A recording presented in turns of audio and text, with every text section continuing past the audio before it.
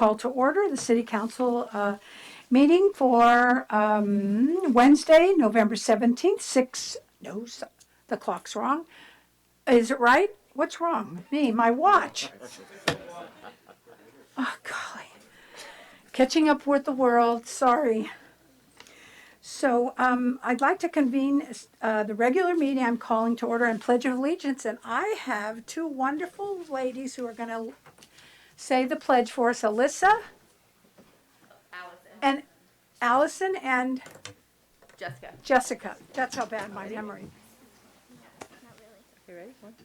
Go ahead. I pledge allegiance to the flag of the United States of America and to the republic for which it stands, one nation, under God, indivisible, with liberty and justice for all. Thank you, two. Thank you so much. Thank you. So I'm calling, we've already had our pledge.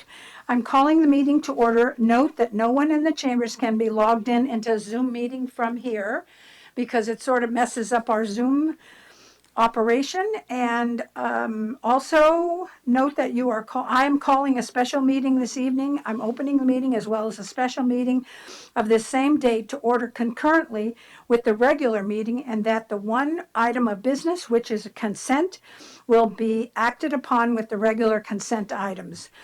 We already have had our Pledge of Allegiance. Thank you so much. May I have roll call, please? Vice Mayor Dean. Present. Councilmember Barnett. Here. Councilmember Felder. Here. Mayor Agramonte. Here. Thank you. Thank you. At this point, I'm asking for any public participation using Zoom. I think you know you're in the Zoom process, and you are actually here to comment when we call on you. Also, there's no report from a closed session because we haven't had one. And at this point, I'd like approval of the agenda, please.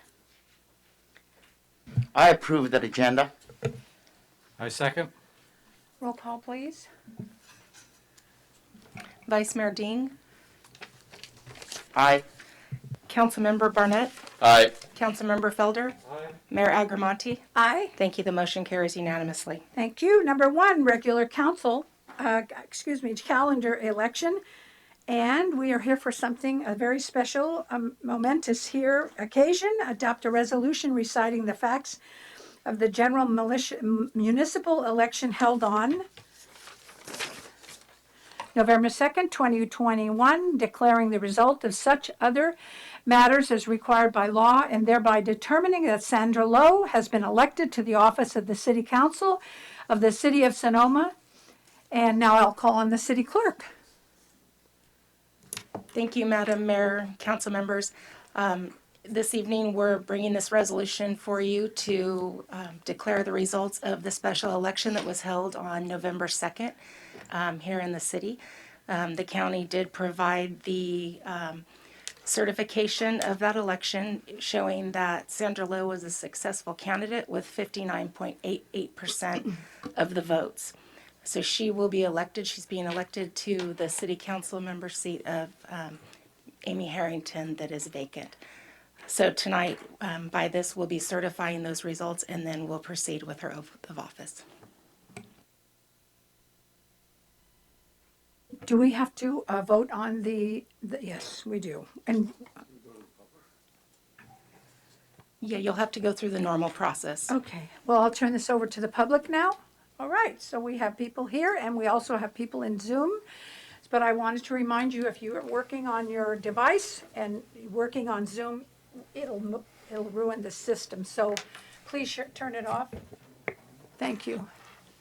So public comments?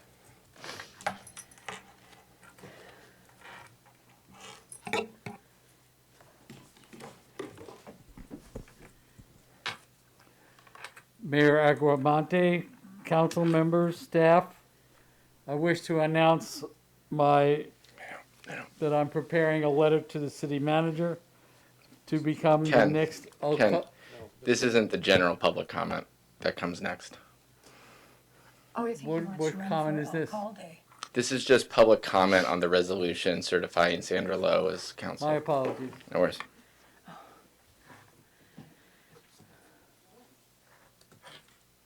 Anyone else want to come to the podium to comment on this? If not, then I'll close the public comments and bring it back to our city clerk. I move that we adopt a resolution determining Sandra Lowe has been elected to the office of the City Council of the City of Sonoma. I second. May I have a vote, please? Count. Vice Mayor Dean, Aye. Councilmember Barnett, Aye. Councilmember Felder, Aye. Mayor Agramonte. Aye. Thank you. The motion carries unanimously. This is where we will perform the oath. So if Sandra would like to step forward.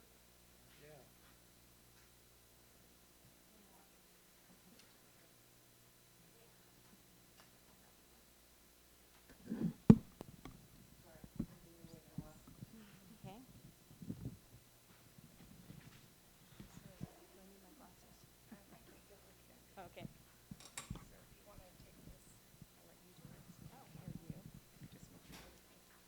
So please raise your right hand and repeat after me. I, Sandra Lowe, council member, I, Sandra Lowe, council member, do solemnly do solemnly swear swear that I will support and defend that I will support and defend the Constitution of the United States the Constitution of the United States and the Constitution of the State of California and the Constitution of the State of California against all enemies, foreign and domestic, against all enemies, foreign and domestic, that I will bear true faith and allegiance that I will bear true faith and allegiance to the Constitution of the United States to the Constitution of the United States and the Constitution of the State of California, and the Constitution of the State of California, that I take this obligation freely that I take this obligation freely without any mental reservation without any mental reservation or purpose of evasion, or purpose of evasion, and that I will well and faithfully discharge and that I will well and faithfully discharge the duties upon which I'm about to enter. the duties upon which I'm about to enter. Congratulations. Thank you. If you can sign these two copies for me. Sign there and there. Trey?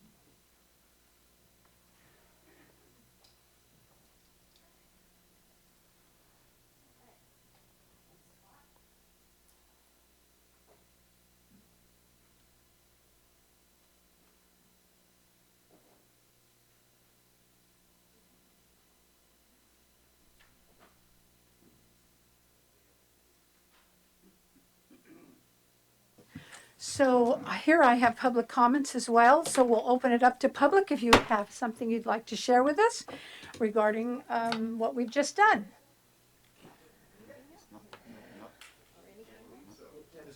I thought it was Oh, okay, open time regular. Okay, comments and regular. things, not on the Anything you agenda. would like to speak about? Thank you.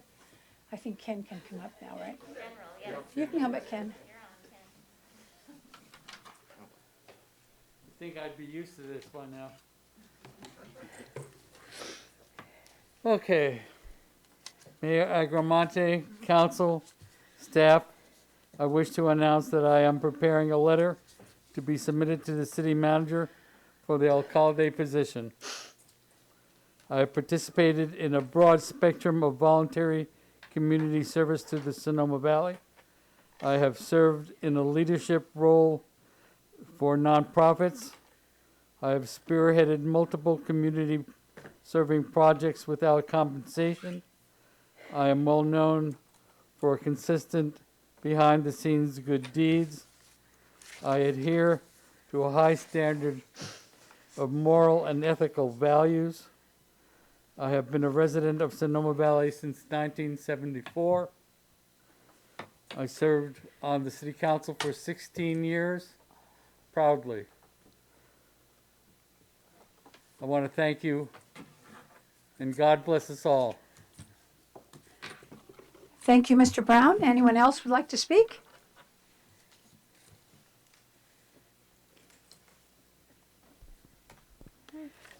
Josette Brose-Eicher, 1110 Loma Court. First, let me say welcome, Sandra. Dave is not here tonight. He is at the MAC SVCAC meeting on SDC. I am sure all of you have been reading and hearing about the 3 plans the county has put forward for SDC. And I am sure you are all also aware of the community's dissatisfaction with these plans. Many of us have been writing to the county, and over 200 of us attended the Zoom workshop on Saturday. As you represent the city of Sonoma, I would urge all of you to please take a careful look at where we are and where we are going with SDC. We are all in this together. The Springs, the city of Sonoma, Glen Ellen, Kenwood. This will impact all of us and determine what our valley is forever. Critical environmental and housing considerations are absent from these plans.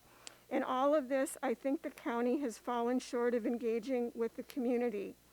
The Sonoma Land Trust, Sonoma Ecology Center, Glen Ellen Forum, Eldridge for All have all taken up the slack, and I thank them all for raising community awareness. And here is one that is harder and not so clear. Each day we find out another business or property has been purchased by the Matsons. In the Springs, we see properties they have purchased being neglected, and we keep hearing questionable reasons from the Matson representatives as to why this is. I was told by a Matson rep that he wanted to change my perception of his company. I believe actions speak louder than words. One does not work to change perception, one acts, and one does something in the realm of reality. It seems our communities, both the city of Sonoma and the Springs, are powerless. At some point, the reality of having one property owner control our business and employment is not healthy. How do we address reality, and how do we stop being a perception management experiment? Thank you all for listening. Thank you. Anyone else like to get up and speak? Seeing none, do we have anyone from Zoom, in the Zoom audience that would like to speak?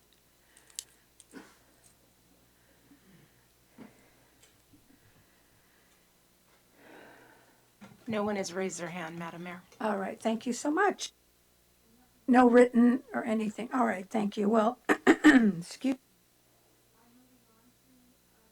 dedications, and but I'll go last. I think, Mr. Barnett, if you'd like to go ahead.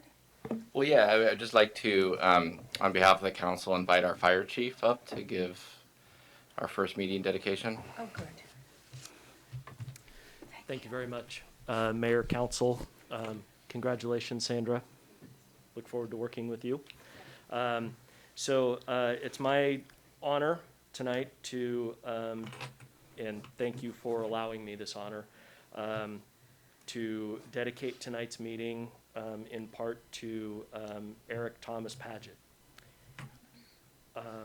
After a 22-month battle with pancreatic cancer, Eric passed away peacefully, surrounded by his family on November 3rd, 21, at his home here in Sonoma. Eric grew up in the Sonoma Valley and graduated from Sonoma Valley High School in 2001. During high school, Eric was an integral part of the FFA, band, and cheerleading programs. Soon after high school, Eric found his true passion of helping and serving others when in 2003 he became a volunteer firefighter in what is now the Sonoma Valley Fire District. He proudly served our community and made many lifelong friends throughout his 18 years with us serving. Eric also continued his service, obviously something that was deep and important to him, as he continued to work as a 911 dispatcher for the CHP, a firefighter at the Eldridge Fire Department in SDC, and as a public safety officer for the Yountville Veterans Home. Eric was a member of the Native Sons of the Golden West, president of the Sonoma Valley Girls Softball Association, and volunteered his time in even another way as both an EMT and an umpire for local sports. In his free time, Eric enjoyed camping with his family, reading, watching his kids play in their extracurricular activities. He was ever present at his kids' elementary school, St. Francis Solano, where he could be found working the lunch line, organizing the library, or volunteering for field trips and fundraisers. He never let cancer stop him from showing up and supporting his kids or his community. Eric is survived by his loving wife, Jessica, and his 4 children, Shelby, Travis, Jaden, and Allison. Eric also leaves behind many other family members, close friends, and his Sonoma Valley Fire, CHP, and softball families. Thank you. Thank you.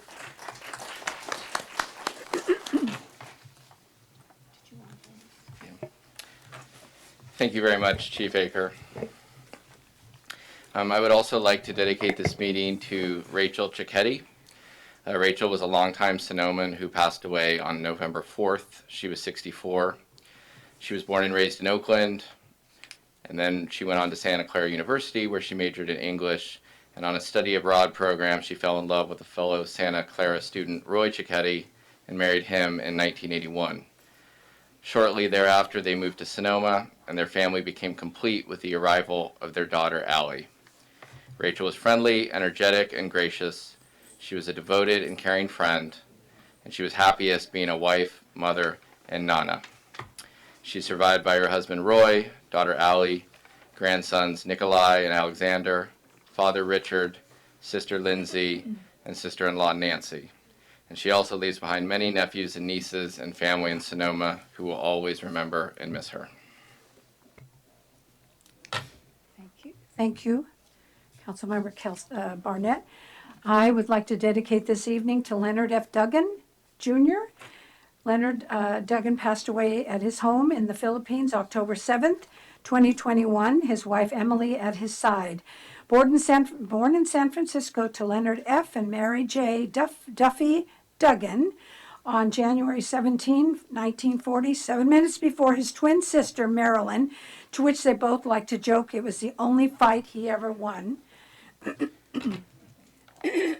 Besides his loving wife, Emily Len, he is survived by loving father Patrick Russell Duggan, his wife Sherry, Timothy Michael Duggan, Robert O'Shaughnessy, and his wife Marla James D. Deshone, loving grandfather Peyton Duggan, Calvin and Alexandra Deshone, dear brother of Marilyn Duggan Caselli, who precedes him in death, Susan Duggan, Letitia Duggan Tartarian, and her husband Ed and Edward her husband Ed, Richard Duggan, and his wife Stephanie. I would also like to dedicate this evening to Joaquin Florencio Reyes, 17, of Sonoma, who passed away tragically November 1st. Joaquin was born on December 24, 2003, to Cara Olnes Reyes and Ricardo Reyes in Sonoma. He was a Sonoma boy. He attended Flowery Elementary, Adele Harrison Middle School, and was recently in his senior year at Sonoma Valley High School. He was described by those who knew him as someone who was highly intelligent, kind, respectful, funny, tall, inquisitive, attractive, athletic, genuine, quick-witted, and always loved an impassioned debate. He was a straight A student, making the superintendent's honor roll. I would like to dedicate this evening along with others, to Joaquin Clarencio Reyes, 17 of Sonoma. Thank you.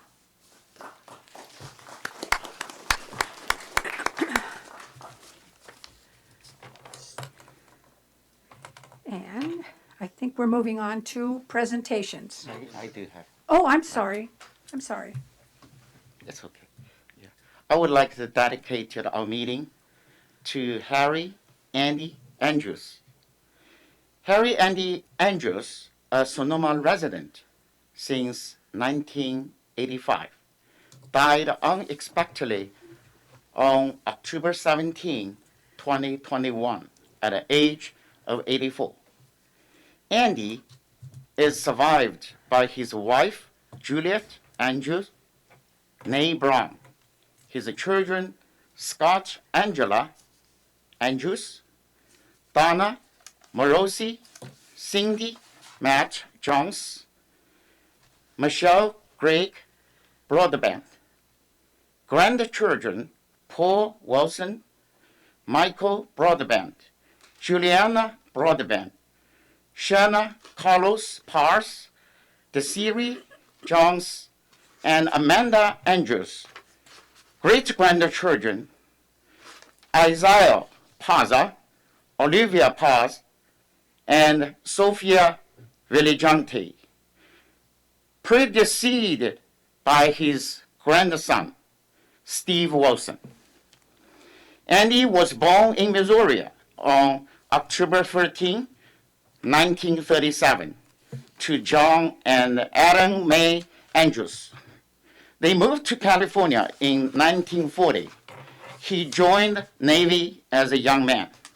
His father was a commander, sworn Andy into service. After his military service, he lived in San Francisco, where he worked as mechanic in a service station.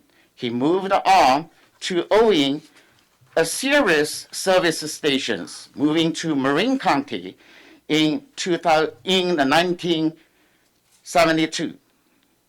In the late 1970s, Andy owned, operated Sonoma Pool Service and Supplier, a service for pools and hot tubs. After selling his pool business, he semi-retired and worked for his son, Scott, at Pacific Ring Auto Repair as a shop bookkeeper. Andy, a very active man. He was a pilot, private pilot, and took the local children out in his plane, certifying them as a junior eagle. He loved to water ski, snow ski, was a certified scuba diver.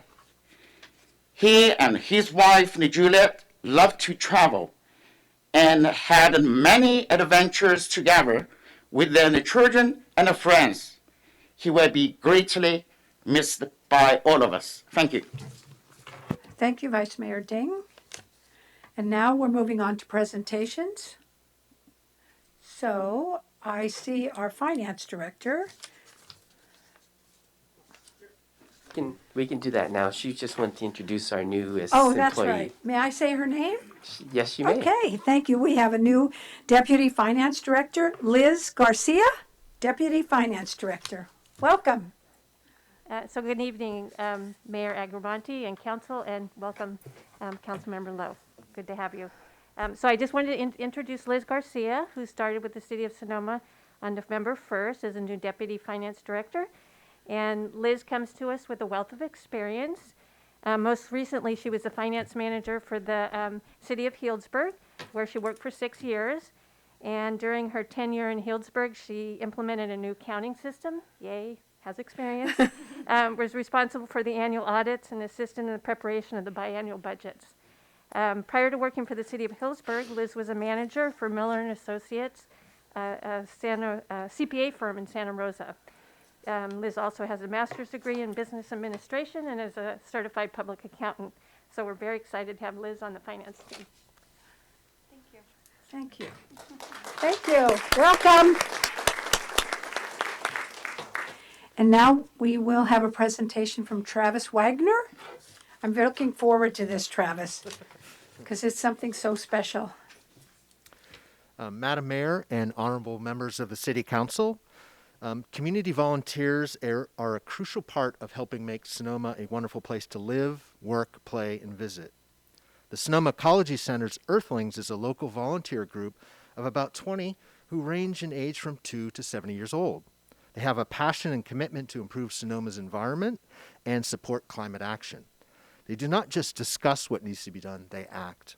A special note is their recent assistance in supporting the city's effort to implement the state's mandatory organics recycling law, SB 1383, which is designed to reduce the landfilling of organic materials, the generation of methane, and a powerful greenhouse gas.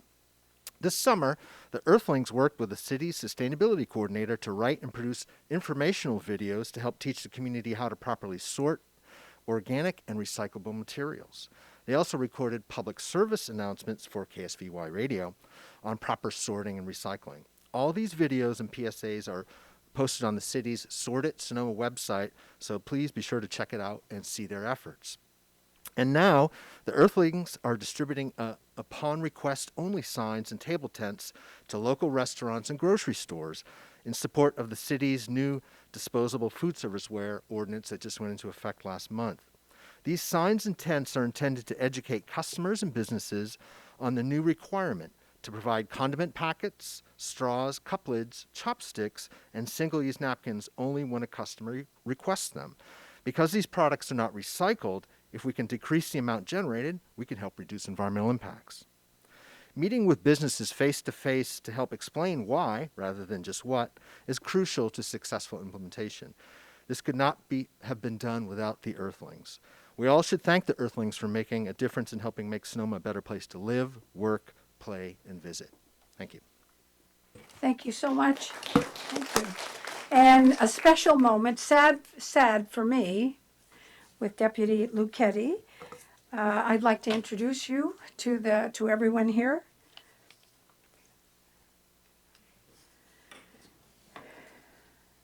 Thank you.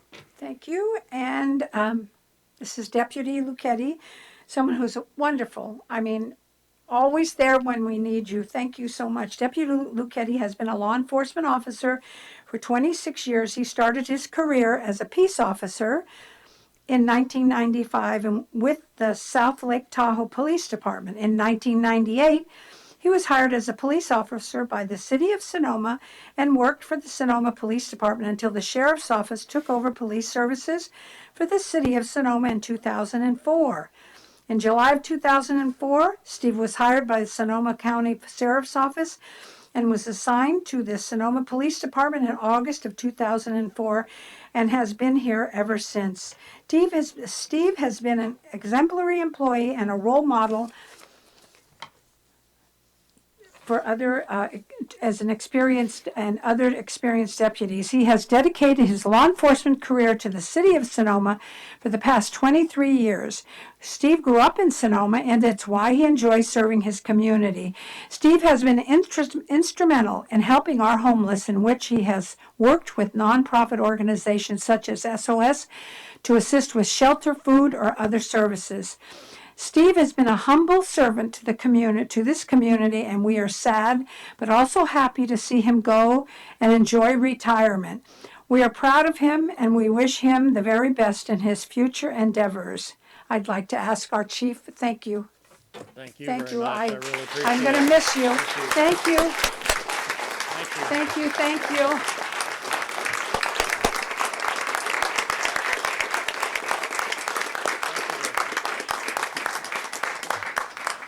And Really appreciate Chief it. Rodriguez? Thank Don't you, Madam leave. Mayor and City Council members. Thank you for having us here today. Before I get started, I just want to say to the Pageant family, our condolences to them. And also, since we missed last week, to our veterans that are here and the veterans that are gone and the veterans that are continuing to serve, thank them for their service. Steve, what can I say about Steve? I mean, I think you said it all. Every time we need Steve, he's a phone call away. He shows up. If we need somebody to come in right away, he's here right away. He's reached out to our community. And to people here, our kids, to everybody. I mean, he's always here. He's born and raised here. He went to school here. Everybody knows. We lovingly call him the mayor of Sonoma, no disrespect. But every time we're with Steve, everybody says hi to Steve. So, and I also have one of our special deputy, junior deputies who wants to say a couple words. Jack Morton, stand up. I thought you had a note that you wanted to say something, but he's our junior deputy. He rides with Steve every once in a while. He comes to our sub and goes on ride-alongs with Steve's. I think you might have something to say here.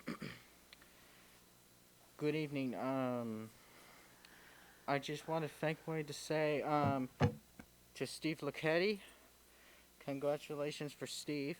I'm sorry you're leaving. You're my best friend, brother, from Jack. Thank you, Jack. Thank you, Steve.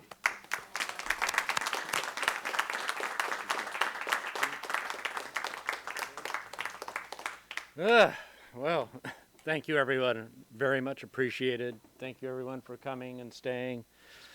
I don't really have a speech. I just want to say, like everyone mentioned, Chief Rodriguez, my goal was to do the best job possible for the citizens of Sonoma. I grew up here. My family's still here. My grandparents are resting peacefully at Mountain Cemetery. My wife and my son, who are here.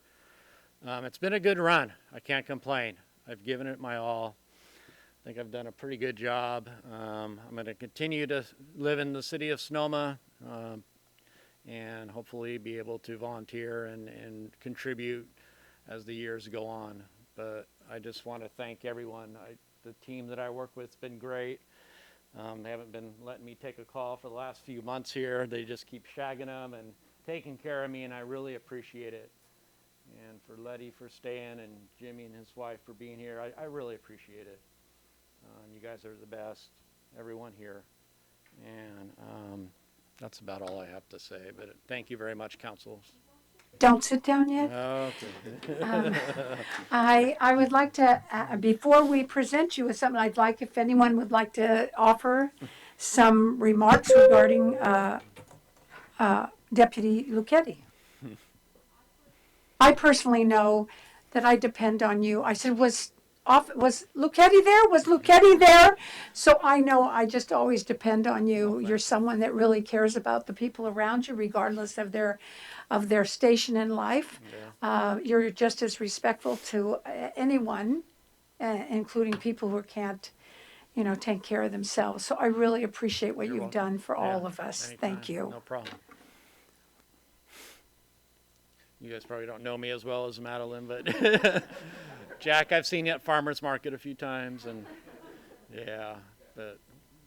thank you very much. And Kelso, we've ran into each other too, so much appreciated. It's been a good run, like I said. I've really enjoyed it.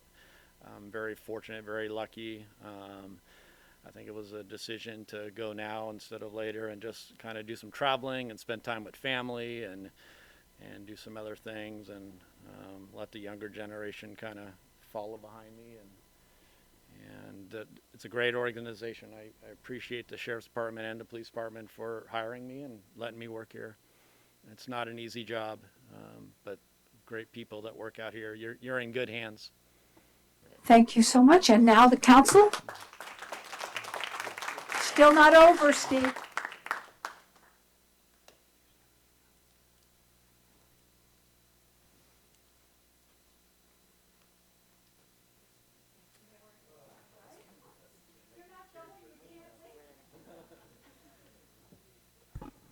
So, can you hear me on this? Yes.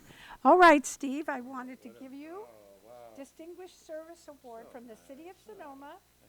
Steve Lucchetti, Deputy, for your service to the City of Sonoma, 1998 to 2021, presented on behalf of the City Council, City staff, and the citizens of the City of Sonoma, in grateful recognition of your selfless and dedicated service to the community. I'm going to repeat that. No. In grateful recognition of your selfless and dedicated service to the community. That's awesome. Thank you you so very much. That Thank is you, great. Steve. Thank you. Thank you.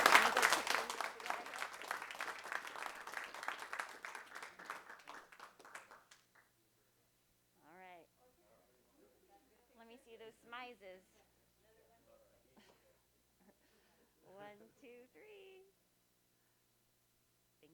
Thank you. Thank you, everybody. That's very special.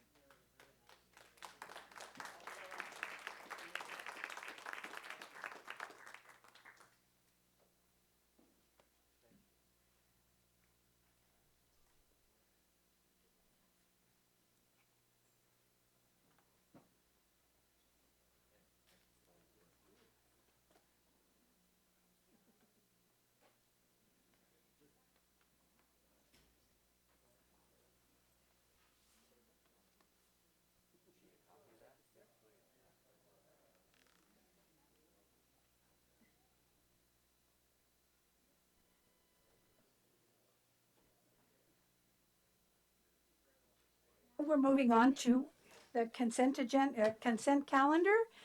All items listed on the consent calendar are considered to be routine and will be acted upon by a single motion. There will be no separate discussion of these items unless members of the city council or staff request specific items to be removed for separate action. And I think, is that with a special, that it's in here? I don't know if I have the latest, but it's in here as part of the consent agenda. I don't see it. I have a packet. Yeah, so it's just on the, it's on this separate document, but in Okay, essence, this. that's, All right. that's the letter. Thank you, It's the letter okay. to the county regarding the redistricting. So when you take your consent calendar act, just make it clear you're approving both consent calendars, the special Okay, and the regular. thank you. So, I guess at this point, okay. Do you, oh, here. It's this. Do you have that? Sorry, the staff report authorizes the mayor to send a letter that has yet to be prepared. Staff would work with Councilmember Kelso to prepare the letter. But it is really authority to send a letter to the county regarding All right. redistricting. So, what is the pleasure of the council? Can I pull that item 2.1 on the special consent calendar, the letter to discuss?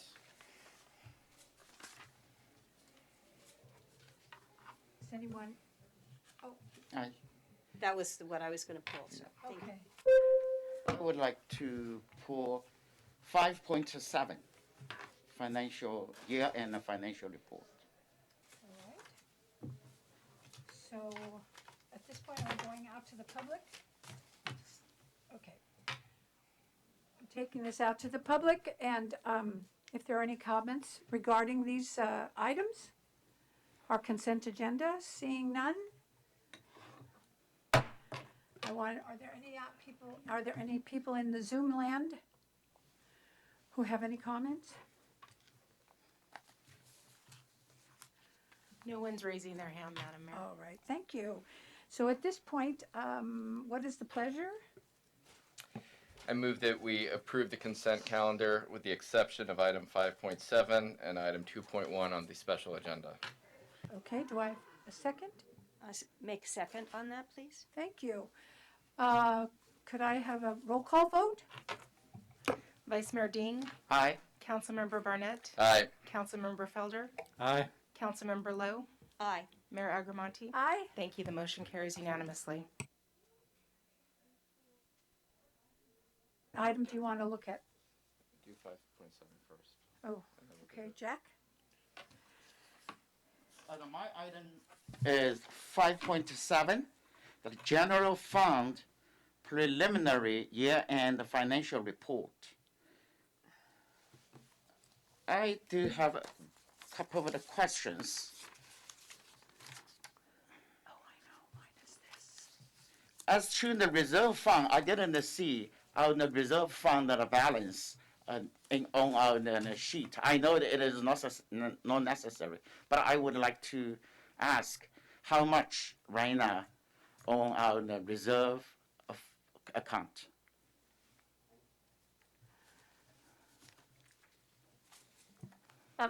Good evening. I'll just kind of take you through the fiscal year 2021 okay, so the beginning fiscal year fund reserve balance is projected to be 8.9 million. and with the expected fiscal year 2021 use of reserves of approximately $739,000, our ending general fund reserve should be about $8.2 million. In the fiscal year 21-22 budget, we had projected we would use approximately $1.5 million of reserves before any ARPA funding. However, we forecasted revenues really conservatively. With the first quarter transient occupancy tax in, we think revenues for the year will come in higher, barring any unexpected shutdowns or other emergencies. So now believe the general fund reserve, with half of the ARPA funding coming in this year, which we've already received of $1.3 million, that the fiscal year end 2021 should be about the same as fiscal year 2021 at $8.1 million. Thank you. My second question is, can we send over our lost revenue from American Rescue Plan and money directly to reserve fund, or indirectly we still using the general account? Yeah, so maybe the answer to that is, yeah, for your ARPA funds, you can't directly put it into reserves, but you can use it to substitute for other general fund expenses. So the bottom line effect is indirectly you be replenishing your general fund reserves. So my understanding is, in this way, no longer we can take any money from our reserve account at this situation. Right. Yes, I think our projection is that we will end roughly the same, I think, fund balance as we had, not fund balance, beginning fund balance as fiscal year 2021, 8.9, we'll end the year at around 8.9 if you count in the ARPA funding using that for general fund expenses. Well, 8.82. 8.2, because we have a loss of about 760,000. I see. So, yeah, Is this the number audited or not yet? not yet, no. Okay. Do you have any in the schedule and the time frame to audit? We're working on both audits, 1920 and 2021, and we hope to have them done by, it's not going to be done by the end of the year, but we're hoping real soon. So with Liz on now and her getting up to speed on it, but we're working with the auditor, and we'll have them done as soon as possible. What is the time frame for the next part of American Rescue Fund coming in? It'll come in July of 2022. Thank you so much. And I just would like to piggyback on that. I think the council, our last sessions regarding reserves was at 17%. Do you know what percentage this is? There are reserves at this point? I'm sorry, I don't understand. So our reserve, so if we're projecting fund balance 8.2, that represents how much percent of operating expenses for reserves? That's like 40% or something like that. Yeah. Oh, sorry. Go ahead. You can. So it's actually about 40% of operating expenses, so, yeah. Oh, So the okay. 17% is what we actually put aside Right. for reserves. So that's always set as in our reserve policy. Yeah, because so much went into that. I just wanted to know if we're still, we're doing better than that, but thank you so much. Yeah, so we that's what we keep it at, but Does anyone else have any questions? None? I guess we'll move on to your issue. Well, yeah. We should get some public comment and then we can Oh, approve. sorry. Now out to public comment. Anyone here from our audience would like to speak to this issue? Seeing none. Are there any people out there in Zoom? None. All right, thank you. So I think we can vote on this. Okay, so what's the pleasure of the council? I move this for the motion to approve the general fund preliminary year-end fiscal report as is. And a second, please? I'll second. Thank you. May I have a roll call? Vice Mayor Dean, Aye. Councilmember Barnett, Aye. Councilmember Felder, Aye. Councilmember Lowe, Aye. Mayor Agramonte. Aye. Thank you. The motion carries unanimously. So now we're moving on to, I think, what was that, 2.1? Mr. Barnett? Yeah. Thank you, Madam Mayor. Councilmember Lowe and I pulled 2.1 to discuss sending a letter to the Board of Supervisors encouraging them to keep the Sonoma Valley, roughly defined as the Sonoma Valley Unified School District, and Kenwood in the same district. Obviously, they're Sonoma County Board of Supervisors every 10 years redistricts, and from what I understand, and Councilmember Lowe may have more updated information on this, that they have selected a map that does keep the Sonoma Valley in one district, but they may be sort of tweaking it here and there over the next few weeks with a final decision to come, I believe, on December 1st. And so I just, I think we all wanted to just sort of send a letter of support to the Board of Supervisors to thank them for keeping us in one district and to encourage them to, when that final map is approved, to keep it in one district. And I would also suggest council, if Councilmember Lowe is interested, I know the agenda packet says that you would work with, staff would work with me in drafting the letter, but I believe you may even have more updated information. I'd be more than happy for her to work on it as well. Yes, thank you. Yesterday, the Board of Supervisors took a unanimous vote on the current draft, which does do exactly what we're talking about, keep the district, Sonoma Valley, whole. So it was just my interest in making sure that whatever we draft, it's more of a thank you for your initial position, rather than we don't really need to do any arm twisting at this point. I think from what I understood in the sort of asked around today, that there may be some small minor changes, but they're going to be small, and that the actual architecture upon which they're going to build the Board of Supervisor districts will be what they passed yesterday. So that's good news for us, and I just think we need to be encouraging, because they're on the right track as far as we're concerned. Other cities may not be so inclined, but I think as far as we're concerned, we should continue to support them. Thank you. I really appreciate your comments, Council Members Lowe and also Council Member Barnett. So we're going out to the public right now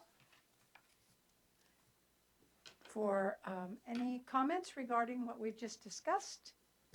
Hearing none, I will go out to Zoom.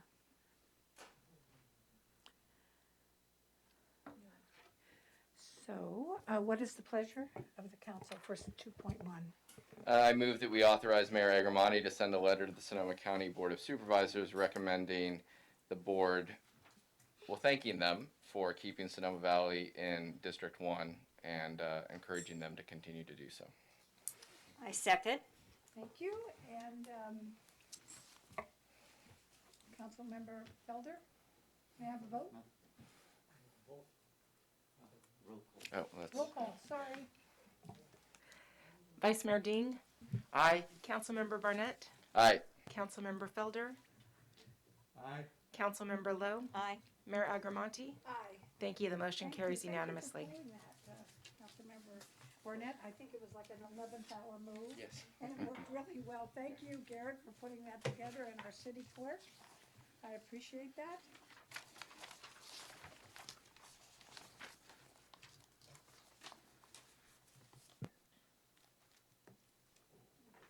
We are now moving on to our regular calendar. Oh, sorry. We're now moving on to our regular calendar. And let me see. Okay, 7.1, 7.2, 7.3, our regular calendar. Ay, ay, ay. Oh. Oh, God, where's my little cheat sheet?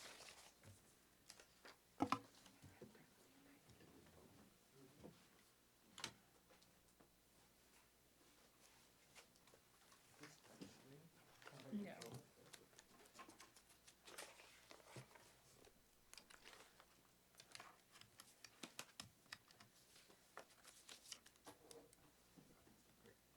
Just use the arrows back and forth.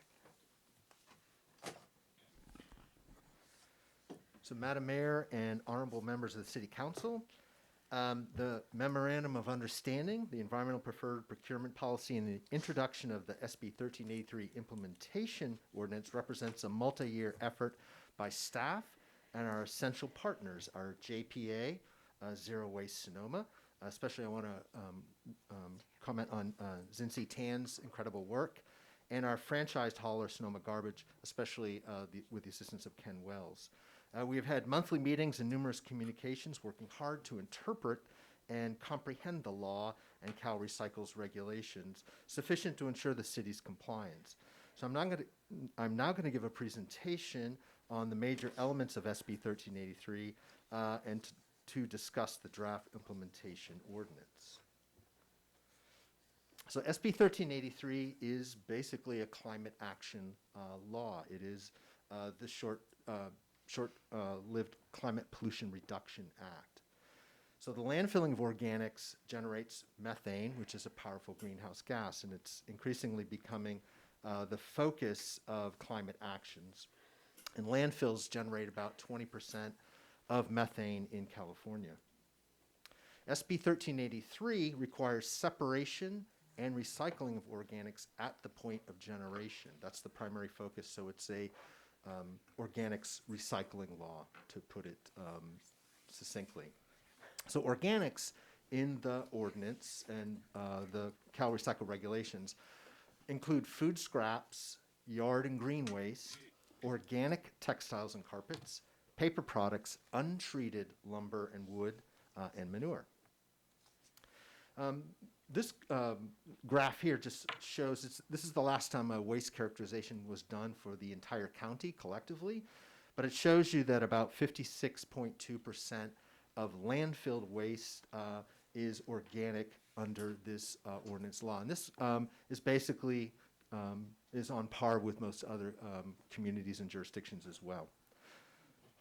And the intent of the law is to reduce this amount by 75%. So looking at the universe of generators in Sonoma, the city of Sonoma, in 2020 there were 4,296 what we call generators. So a multifamily unit may have multiple units, but that would be one generator. So these would be like addresses that the hauler would stop at. So it's 4,296. And this just shows you very briefly all the waste collected in Sonoma. There is a slight decline here, which is good because we also have an increasing population. So we're at least on the positive track. But again, it shows you the significant amount of organics that are going to have to be pulled out and separated out and then recycled or composted separately. So SB 1383 must segregate and recycle organics through separation and collection. So that's at the point of generation. So it's segregated into the container that I'll talk about in a second, and then it's collected and then brought to a composting facility. This requires, it mandates education and outreach by multiple partners, and then of course compliance enforcement, which I'll talk about in a little bit more detail in a second. It also seeks to close the loop. So the city itself has to procure compost and mulch and recycled paper products. And then there has to be a system where commercially edible food is captured. So part of that is to prevent landfilling, but also to help reduce food insecurity by not throwing away edible food. So there's requirements for all these entities. The jurisdictions are JPA, generators, the hauler, also commercial food generators and food recovery organizations. I'm going to talk mostly about what's the requirements for the city and a little bit for the hauler and generator as well.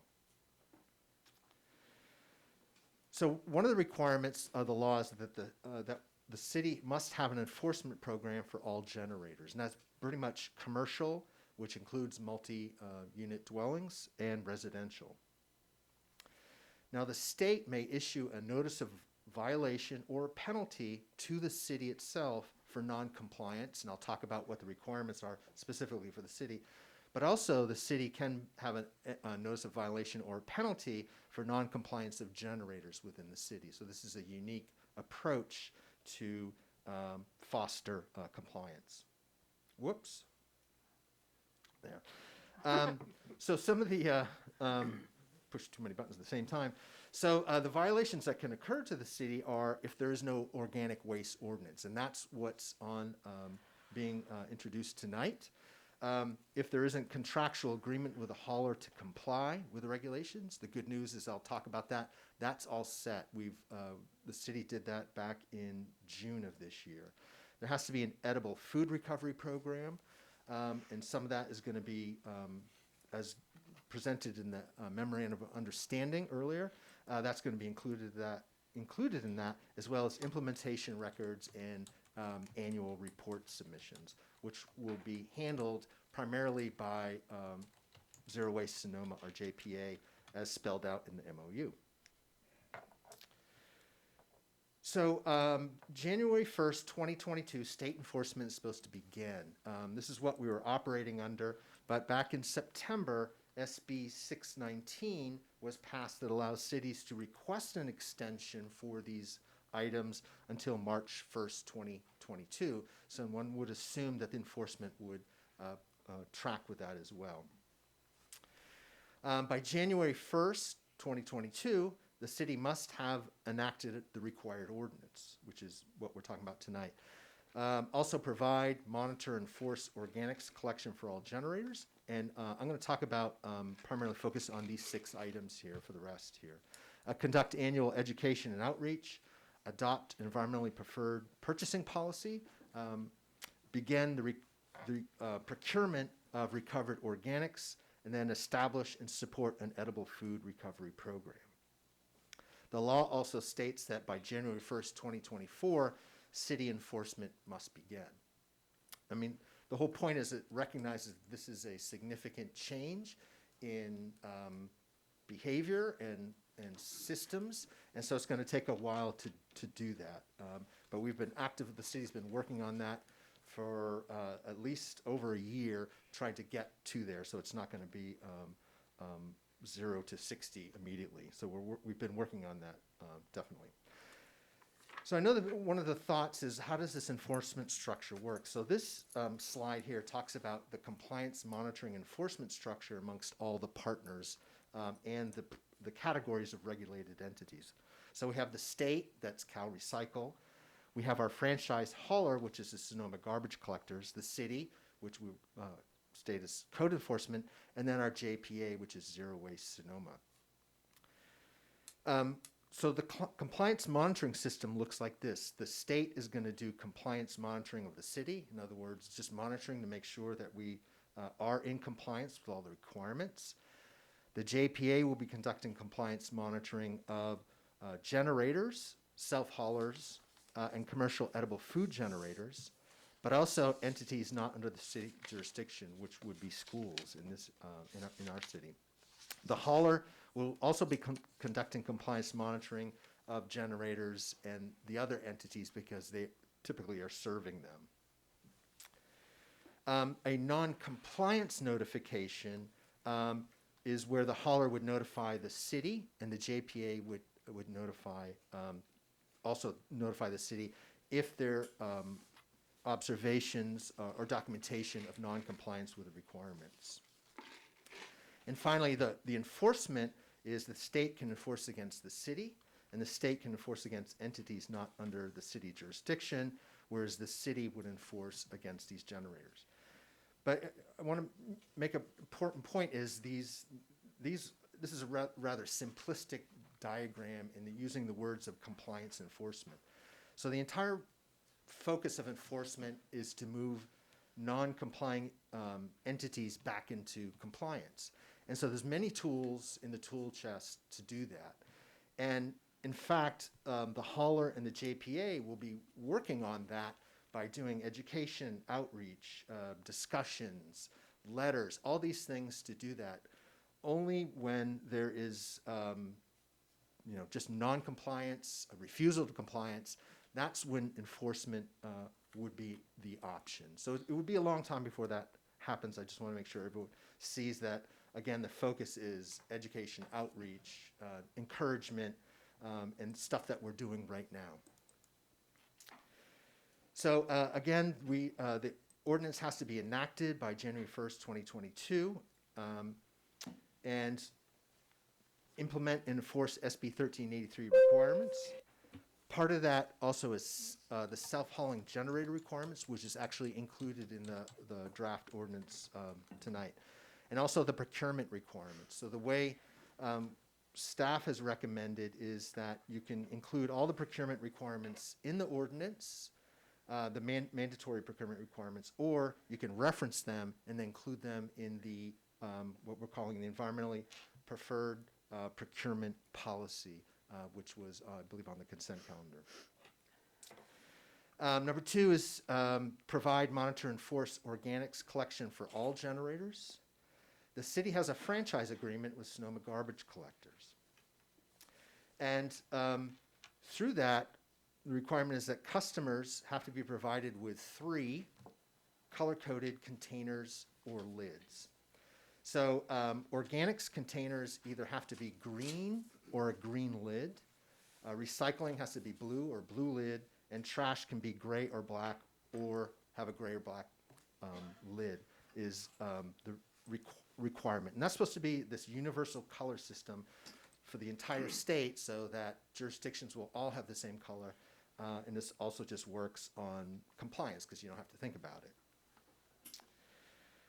Like I mentioned, the garbage contract with Sonoma Garbage Collectors was modified back in June 2021. It was actually modified a year earlier to start this, but this is where the very specific requirements to conduct compliance monitoring were implemented. So part of this is in that contract, SGC's responsibilities were delineated with compliance monitoring and reporting. So there will be identifying occurrences of contamination. So contamination means if there is organics in the trash, recycling in the organics, vice versa. It's just that the material is in the proper container. And they can do that through their system because when they have a side loader, when they empty the container contents, they can see it visually. So they will be able to do this all the time, constant monitoring. Whereas other companies don't have this system, so they can't see it. So we're very fortunate to have a very efficient system in that perspective. If there is contamination, again, they have to report to Zero Waste Sonoma and city code enforcement.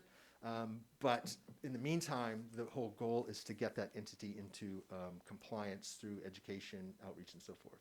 And again, enforcement will be the city's responsibility for generators. Another requirement is that all organics have to be accepted in residential carts. So previously, this was not the case in Sonoma because of the operation. So meat, fish, dairy products were not allowed. They are now allowed as of July 2021. So the city is already in compliance with that aspect. All residents have to be provided an organic cart by the end of 2021. This was completed in September 2021. All commercial dumpsters, because they have to be those 3-color systems, this was in the contract that they had to be repainted by the end of 2021. According to some garbage collectors, it's halfway done, but it will be completed by the end of December. So again, we're very in good shape there. There's new required labels on all color-coded containers. So these are more simple, graphic, focused labels. Customers that receive those new organic carts all have new labels, which is about 50% of the residential customers. And labels are being added to existing carts, which is nearly complete at this point. Also in the contract was a fall 2021 education outreach campaign. It was obviously on hiatus during COVID. At least their direct interactions were. So all customers with new carts have had a sorted Sonoma flyer attached to the container. So this is something that we developed with our JPA, which was very, again, graphics heavy, so people don't have to read and think about it. Typically, people in solid waste field like to write lengthy statements on everything so you know exactly what it is, and we chose to go for the graphics because no one reads those, very few people. Also, the majority of residential customers that have email accounts were notified by email of the upcoming requirements or organic segregation. And then every customer was also mailed a sorted Sonoma flyer by Sonoma garbage collectors. They also tabled the Tuesday night farmers market to hand out the flyers and answer any questions as well, to have that direct interaction. And then they will have to keep and maintain records, which hasn't started yet, but that will be starting in 2022. So just briefly a little bit about commercial generators. They're going to have to segregate organics from trash. There were previous laws, one about mandatory organics recycling and mandatory recycling, but this law has dropped the quantity level. They also have to provide containers for collection of organics and recycling in the front of house for customers. So what that means is if you are a restaurant, for example, and you have a trash container in the front where customers are, the law requires that you also have to have organics and recycling, assuming organics are produced. And that's only in the front of the house. It doesn't include bathrooms. And this does not include multiple dwelling units or multiple family units. Also for commercial customers, containers have to be properly color-coded, again, labeled as well. And they also have to periodically inspect for contamination. If found, they're required to educate their employees on what is proper containers and what's proper segregation. So back to the city requirements, the city is required to conduct annual education and outreach, focusing on organic waste generators, residents, businesses, and institutions that are under its jurisdiction. And again, we have been doing this. Also, our JPA has been sending out letters as well. So we're really been focusing on doing this, ramping up to in preparation for the effective date. And also commercial edible food generators as well. They have a little bit different requirement. I'll just briefly touch on in a second. And also self-haulers. So those are individuals that have chosen not to use the service, but bring the materials to previously the landfill or recycling facility. They now will have to also bring organics, if they generate them, to the organics facility. The city also has to establish an edible food recovery program. A lot of this is implemented with and through our JPA. But commercial edible food generators will have to have access to food recovery services. There's actually a pretty good program in Sonoma County and Sonoma Valley right now, but we just have to make sure that the quantity generated is, there's enough food recovery capacity to handle that. And most of this is going to be done by our JPA, Zero Waste Sonoma. They also are going to do annual education and outreach. And the city must also, if there's more edible food that's generated that can be recovered, then the program has to be expanded somehow. And that, again, is addressed in the MOU with Zero Waste Sonoma. Regarding commercial edible food generators, based on the best data that we have right now, we believe there's 16 of them in the city. It's broken up into what's called Tier 1 generators and Tier 2. Most of them are Tier 1 generators, which are grocery stores, food service providers, and wholesale food vendors. Tier 2 generators, we don't have any of those except the schools with on-site food facility. We believe there's 5 of them. And their requirement basically is that they have to send commercially edible surplus food. Schools, it's not so much commercial, but it's edible surplus food to food recovery organizations. That's their basic requirement. And there's some reporting and record keeping. So briefly, kind of wrapping up here, to talk about the city's progress. The organic waste ordinance is being introduced tonight. The contractual agreement with the hauler to comply with regulations has been done. The edible food recovery program and the other items will be implemented with our JPA through the Memorandum of Understanding. So from a progress perspective, I think the city is in really good shape and appears to be on track to meet the original effective date of the statute.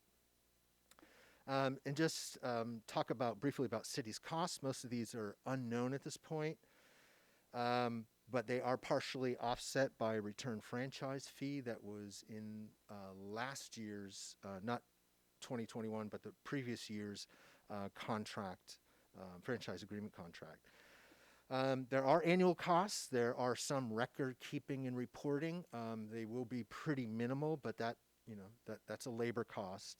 Education and outreach will require some labor and some supplies with flyers and other aspects. The big unknown is the procurement of organics, which is something that was included in one of the staff reports, I believe, in the environmentally preferred procurement policy. At a maximum, it's going to be about $25,000 per year. But we're working, the city and other jurisdictions in Sonoma County are quite concerned about this for various reasons, working with our JPA to come up with an alternative approach that ensures compliance, has a better use of the material at a substantially lower cost. So that's something that should be available for consideration sometime early next year. And then periodic costs if there's enforcement. Also the mandatory procurement of recycled paper and paper products. It's not known at this point if that's going to be a marginal increase in cost. It depends on that, but that's something that should be considered. And that concludes staff presentation. I'd be glad to answer any questions. Thank you so much. Mr. Toy, I passed you over. Is there anything you wanted to say before we go to questions or? Oh, no, I think Travis Okay. answered. All right, her thank you. I just wanted to presentation let you covered know I everything. missed that. You know, I do have a question, but I want to ask if anyone else has a question. I do, yeah. Mr. Councilmember. Thank you. Thank you, Travis, for that presentation. I actually was going to ask you about the estimated costs, and so I'm glad that you put that in there at the end. Obviously, it's unknown at this point, but do you have any sort of ballpark estimate for annual costs to the city for compliance? Like, are we talking 100,000, 50,000, 10,000, $1 million? You know. Setting aside the procurement costs, I don't, but it would it's probably would be covered under like the sustainability coordinator position would cover most of that. Most of the labor, yeah. Yeah, most of the labor and the supplies are probably under 5,000. But the procurement of the organics is the big unknown. Okay. And I assume the state is not offering any sort of rebates for costs to the city to enforce their law, which is a good law. I'm not sure. I'm just, yeah, you know. I understood that there was the potential. So, for example, I'm tracking my time right now. Yeah. That might be reimbursed, but I can't speak about that. And that's just the labor to work on the ordinance and whatever.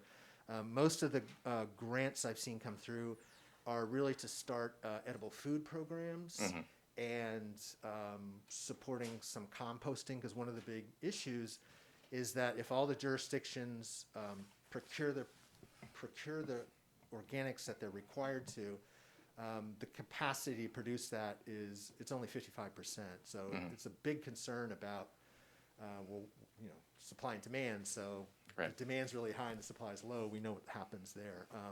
And so I know they're looking at trying to do that, but those are long-term, costly projects to create capacity. Okay. And those are the only things I've seen so far. Great. Thank you.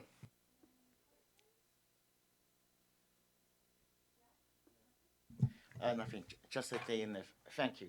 Thank you for dedication on this issue. That is city in a compliant. That is number one important. Thank you.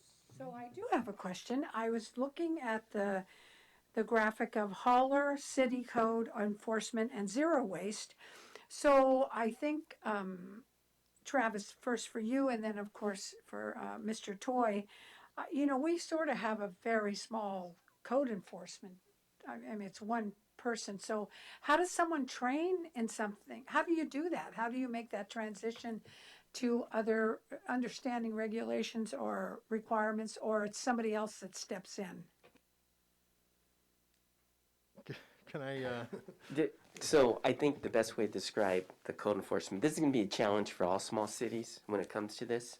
So I think the strategy for everyone is education outreach to start with, and you'll go from there. After that, then it'll have to be either egregious or maybe you do audits of random garbage and then you educate and outreach. So that's the strategy to start with. I think we'll wait to see if we need additional resources for code enforcement if it becomes an issue. Thank you so much for that answer. and if I could just follow, I mean, like the city manager said, we've already got this whole education outreach system, all three entities, and so we suspect that that's going to be pretty successful. And there are other options. That, again, code enforcement is the last step, and if we do everything right, it's going to be minimal, if ever. It's a small, it's a small city, so easier to handle, definitely. Thank you, Travis. Any other questions from the council? Seeing none, I'd like to take this out to the public for comments. I'm seeing none from the public. What about Zoom?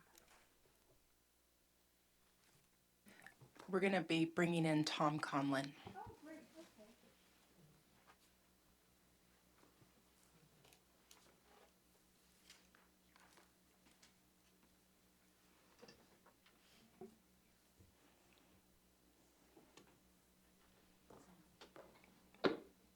Thank you, Madam Mayor. Appreciate the opportunity to be recognized here. I just wanted to commend Travis and the staff, as well as the staff of the hauler, for putting this project together, staff at Zero Waste Sonoma as well. This is a pretty well-baked plan compared to what I see happening in a lot of other cities. Sonoma is ahead of the curve on this one, I believe. I have some long-term concerns about the procurement question. I'll probably be talking to Travis about this a little bit more. But in general, I would like to be sure we have a way of making sure that the compost does come back into the city of Sonoma, that it doesn't end up escaping from the city and going exclusively to farms outside of the city limits. I understand for the startup period that might not be feasible. We might have to rely on our farming partners. The other comment on enforcement, I agree that we don't need to be heavy-handed in enforcement, and we are a small city, and we can stay in front of this. If we do find that we have problems with compliance, I would recommend simply putting together a list of the parties that are having difficulty getting to comply long before doing anything more draconian. I'm sure we can encourage our commercial partners to do the right thing. I'm sure they want to, and it's just a matter of making sure that we can meet our climate goals together. So thanks for considering my comments tonight, Bruce.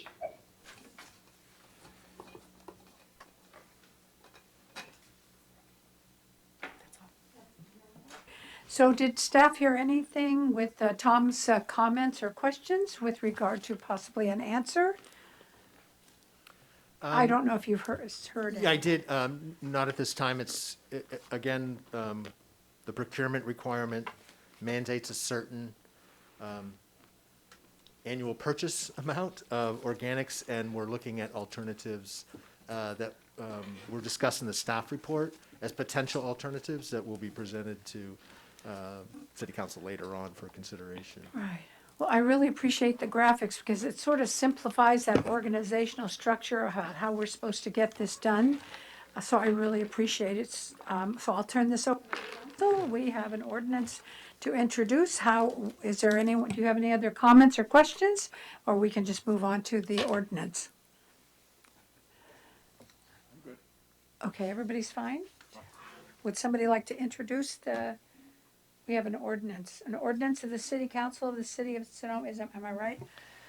Adding chapter 7.10 to the municipal code to adopt regulations, requirements for the purpose of reducing disposal of organic waste and amending chapter 7.08 of the municipal code to conform to the nomenclature of and provisions in chapter 7.10.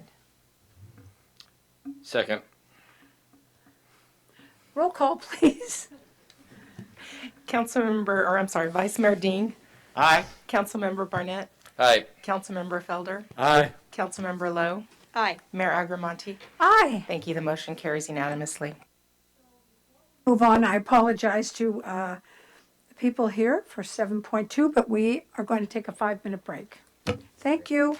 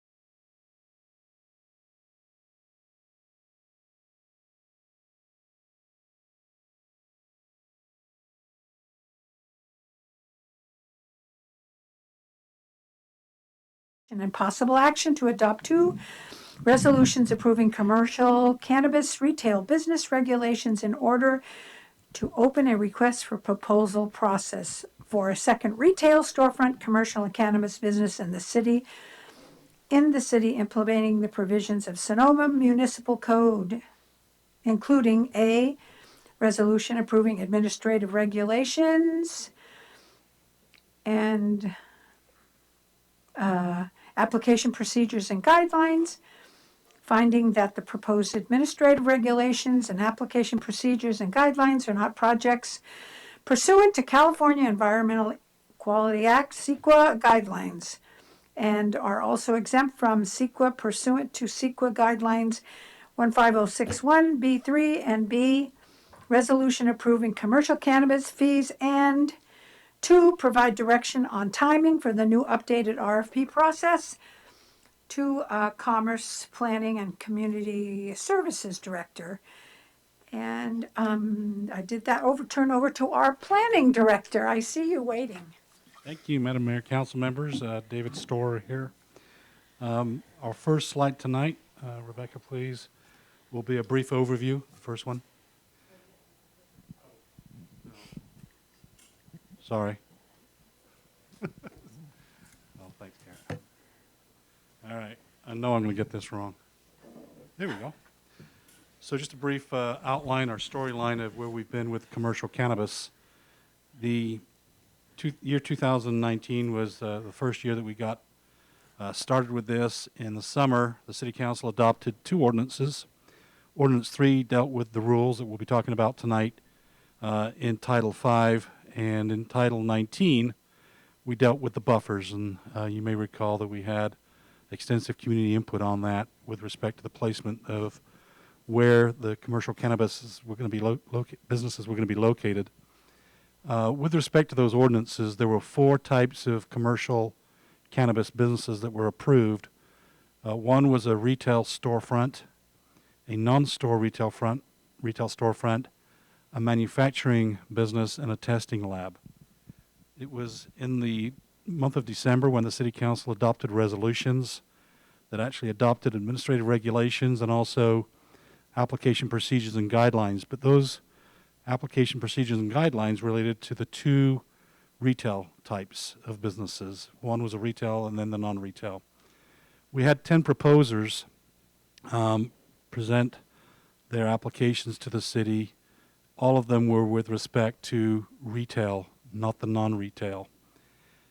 We took approximately from January to December to go through the RFP process and then to award the conditional certificate, which ultimately was awarded to Spark. So in the year 2021 that I've highlighted in yellow, there are 2 things going on there. In the blue, I'll talk about this in just a minute briefly, and then you'll see the other actions that were going on throughout that year. So Spark, after they received the conditional certificate, in March they presented before the DRHPC, and then for their use permit, the land use entitlement, the use permit, that was granted in May. That action was appealed, and throughout the summer, staff worked with the appellant and with Spark, and resulted in a modification to the application that went to the DRHPC in August, and then to the Planning Commission in September, where it was approved. And since September, Spark has been issued a building permit, demolition permit, and the like, and are well on their way to having that facility at 19315 Sonoma Highway completed, and they anticipate occupancy in the first quarter of 2022. And that information that I've just outlined is all in the staff report. Concurrent with that action of Spark, as they were proceeding beyond the conditional certificate, ultimately they'll get to a point of being issued a commercial cannabis business permit by the city manager, and I'll get to that on the next slide. But as you can see on the bottom rung of this slide, you'll see that the City Council in April modified the ordinance they adopted in 2019 to allow a second retail. There's still on our books the ability to issue business permits to non-retail manufacturing and testing labs, but that was not then, and perhaps not as the desire of the council at this point. Then throughout the spring and summer, as you're all familiar, we went through some changes at the management level at City Hall and also at your City Council. There were changes. Throughout that time, we were working on a new process, and that direction for a new process to include an application at the time of the location of an application at the time concurrently rather than perhaps having it changed. So we reverted to the same general process as the first process, but have indeed shortened the timeline. I'll get into that in a moment. And here we are tonight. The last two great things are what you're being asked to take action upon tonight with respect to new administrative regulations and then a new application process with procedures. And something went away. Yeah, sorry.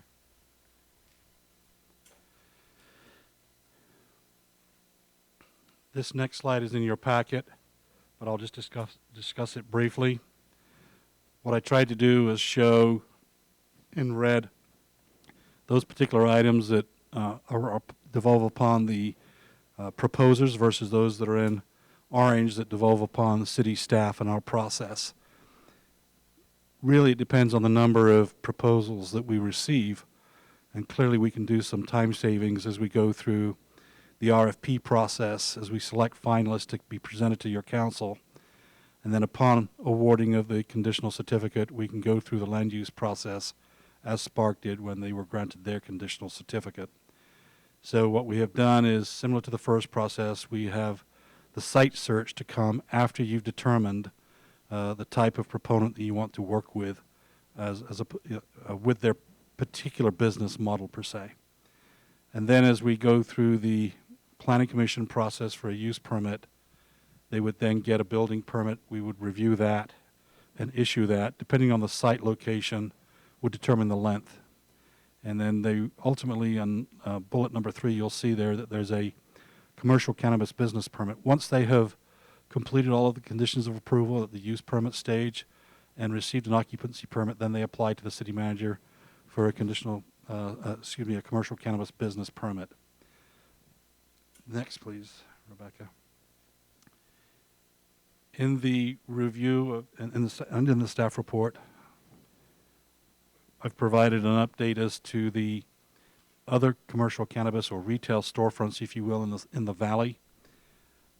At the September, I think it was 7th meeting or so, we reported that an appeal of a project up on Arnold and Madrone was going to the Board of Supervisors. The Board of Supervisors denied the appeal and upheld the permit, so to speak, and it has since been, the county has since been provided a lawsuit with respect to CEQA. And those things can take time, and generally speaking, they can be done within a year, depending on how complex it is. That particular site is about 4.1 miles from our city limits, up there at the northwest corner of our city. There's a project that is still awaiting analysis down on Fremont Drive. They hope to have that to the Board of Adjustments in March of next year. The one up at in Kenwood is 10 miles away, and that has been deemed incomplete, and the county is waiting for the applicant to provide information so that they can be complete and deemed ready for processing. Item number 4 is Spark, and I've just outlined that. The purpose of providing that was to enable the City Council to determine if there's sufficient competition that will be likely in the near future, if you will, in Sonoma Valley. With respect to our recommendation is to understand fully the financial impacts to our city and to also ascertain the community benefits and potential impacts that were discussed when the awarding of the conditional certificate was granted. And it's staff's recommendation that we receive at least 6 months' worth of financial data and information in order for us to evaluate that impact fiscally and also look at the impacts that may arise and also the community benefits, because that was, again, another big part of the process of awarding the certificate to Spark. We anticipate that if we have an opening of Spark in the first quarter, we could get some data and be ready to go in the fall of 2022 with a release of the RFP. And that is our recommendation at this time, and this concludes staff's report. Thank you. Thank you, Mr. Storer. Are there any questions from the city council?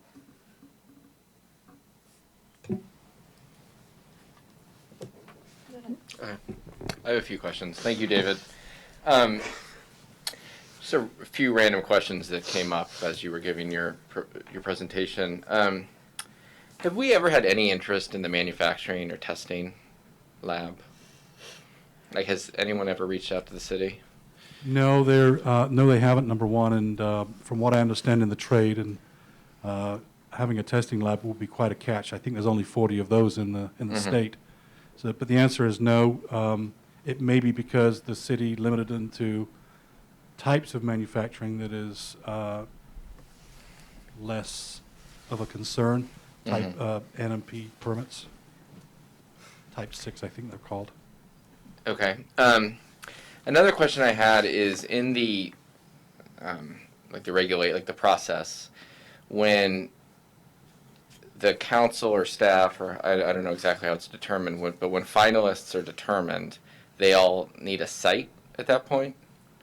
And I'm just curious why. Like, why wouldn't we just evaluate the business operation, select one, and then they go find a site, and then they go through the land use process? Yeah, excuse me, Rebecca, if you want to go back, that is indeed how it works, Councilmember Barnett. We had a discussion at your,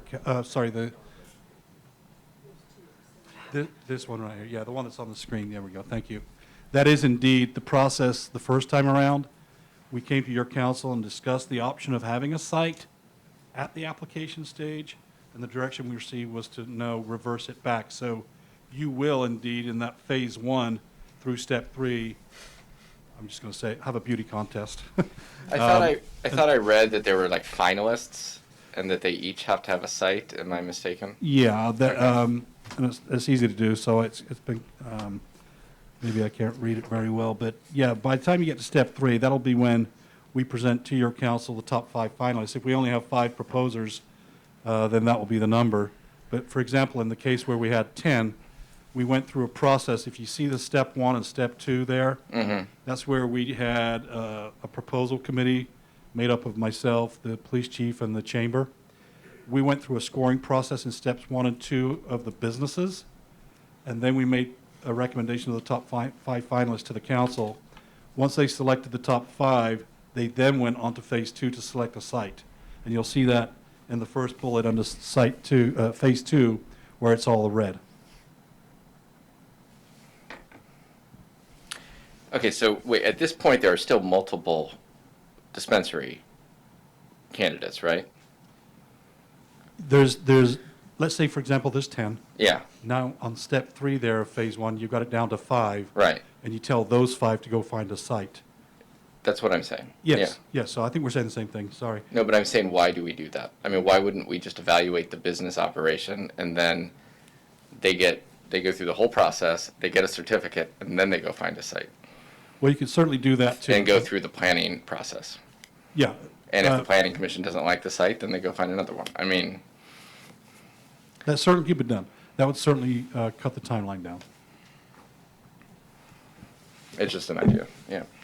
Yeah, I concur with what you're saying, because what if they all go out and they could find the same site? I mean, let's face it, the town is very small.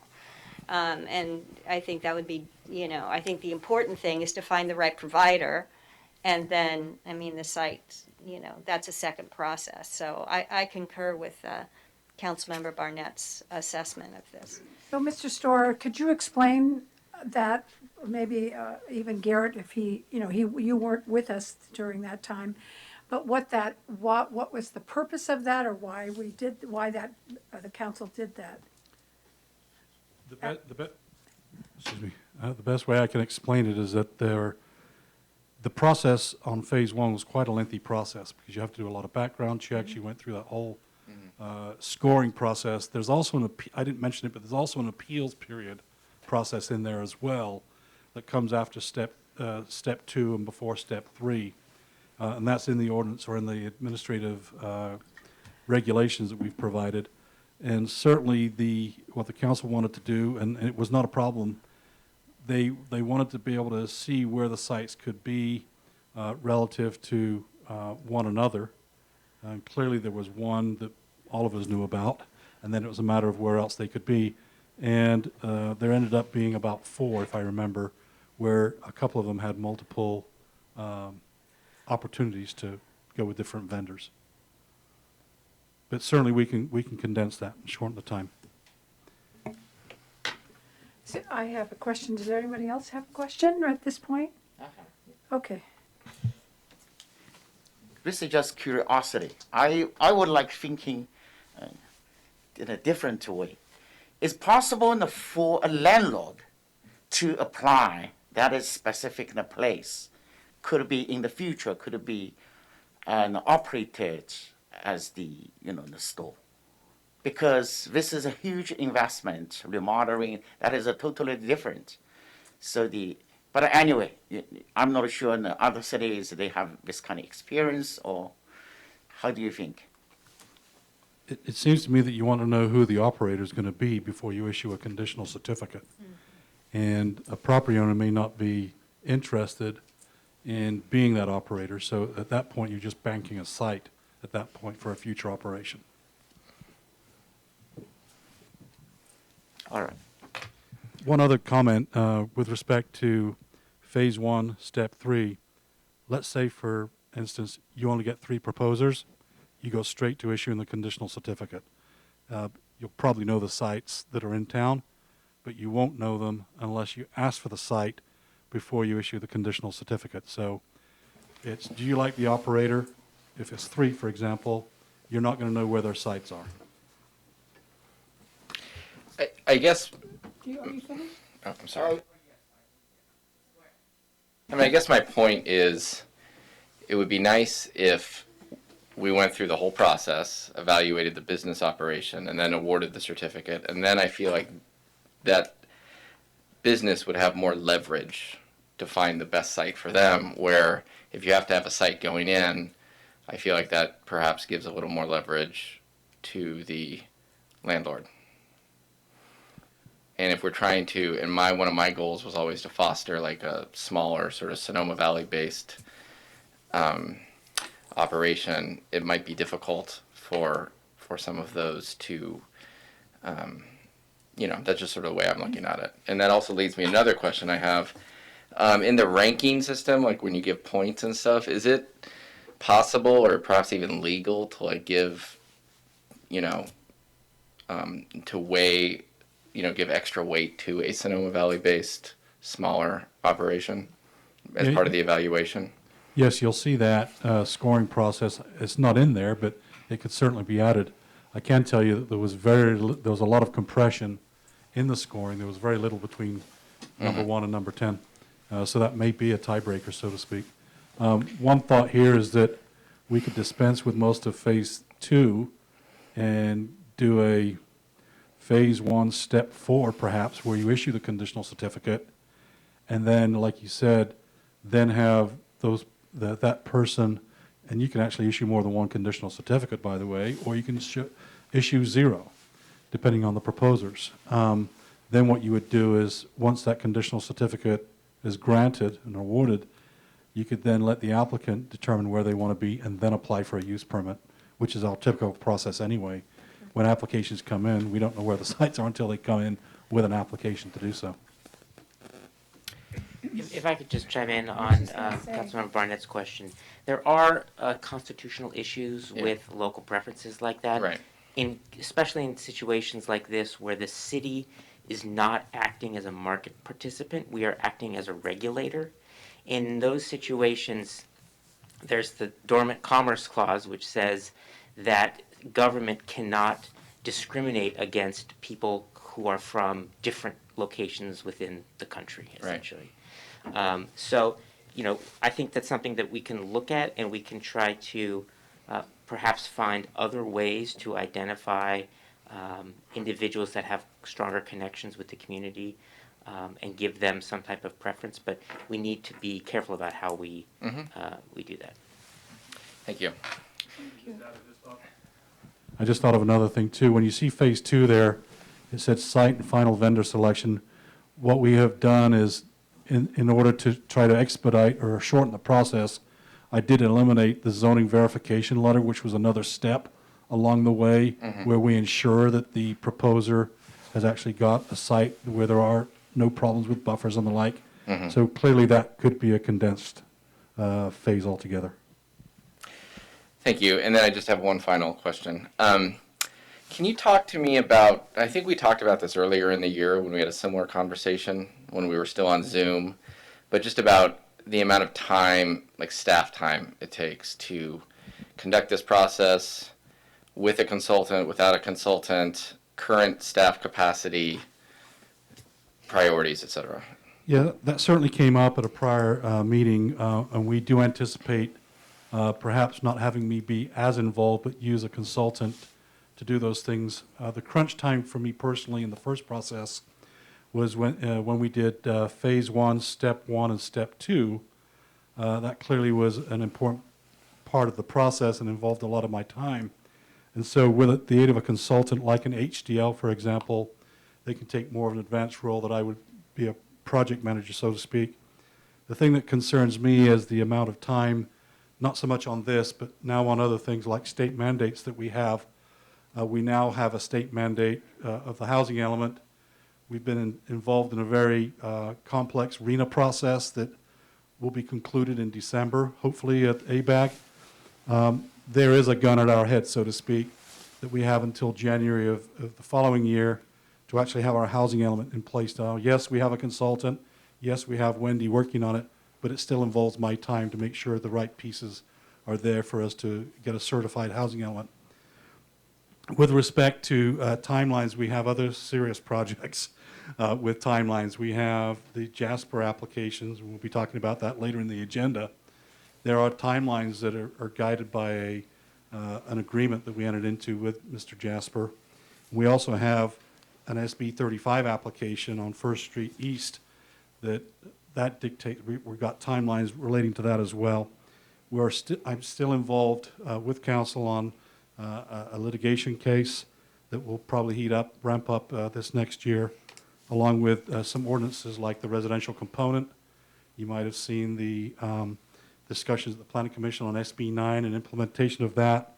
And we'd certainly, as staff, like to get some multifamily objective design standards created. We also have the historic train district, and I feel bad for that project because we've always been kicking it down the road, and the train has not left that station yet. Yeah, I approved that when I was on the Design Review Commission. So, yeah. In 2015. I'm bringing it up because it's the one that always drops off the list. We also have some administrative code changes that your council has established as a priority, along with your council's directive to do more work with me personally involved on the historic resources inventory for our local inventory. So yeah, there's a lot of things that are out there that demand my time. We have 2 associate planners that are all trying to keep up with current projects. This last year, we're up to now 50 projects that have either gone to the DRHPC or the Planning Commission, and that's a lot of labor. You can ask my staff on that. Sorry for the long explanation, but yeah, that's the demand on our time. Okay, thank you. So, does anyone else have any questions? Just to tag on to that, Okay. listening to the litany of all of these projects, that, not to put too fine a point on your previous comments, I think it does make sense to separate the planning process of the site from the approval process of the vendor. I see that as 2 separate things. They're going to take their own trajectory. They're going to have to stand in line with everything else as far as planning and the site is concerned. I'd like to see those separated and sort of, to me, that conforms more to the business model that we have for other things, and that makes more sense to me.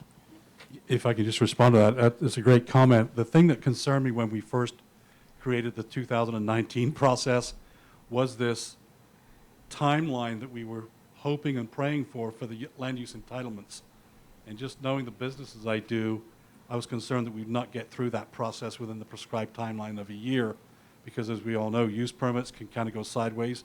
In this case, the one did, for for good reasons. I'm not saying they're not good reasons, but when you try to pin down the timing on a use permit and building permits, there's a lot of squishiness in there. And so, yeah, it'd be good to separate that out.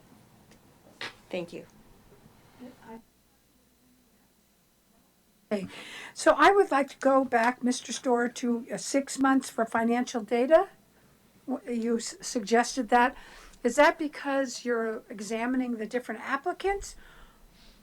This would be waiting for Spark to be in operation, to open their doors. Oh, Once they've see. received a commercial cannabis business permit, which is number 3 there, from the city manager. That means basically you got everything done, the ribbon cutting's ready, they open up their doors, they operate for 6 months, and during that business cycle, they'll be providing us with data on a monthly basis, so we can analyze that data to look at the revenues, whether they're where they were expected to be, where they were not expected to be, and then we can also look at the community benefits. They have programs instituted as far as they're awarded that conditional certificate, and then we also were concerned about impacts, what kind of impacts there might be with respect to buffers, their impacts of meeting with the public, providing literature at the store. There's a lot of things that we need to do as part of that entitlement. Basically, it's unknown, and that's why you're looking at it? Yeah, I mean, clearly if you went a year, you get more data, but 6 months, I think, seems like the minimum amount necessary Okay. that we should get.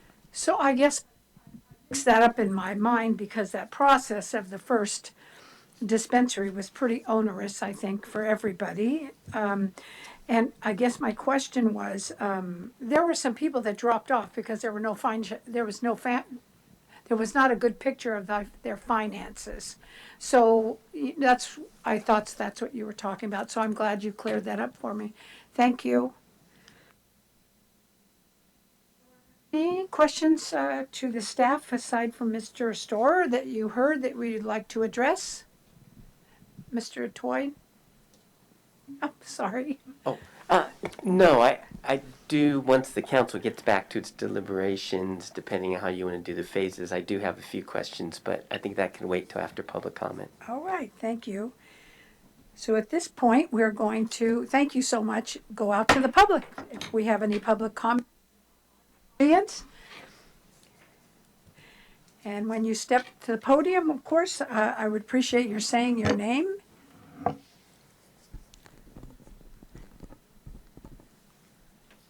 Gil Latimer, Grant Court, Sonoma. Good evening to the City Council. According to a recent Press Democrat article, competition in cannabis business is thriving in Santa Rosa, and sales continue to increase among the best operated dispensaries in the county. Meanwhile, staff reports that other Valley storefronts may be years away.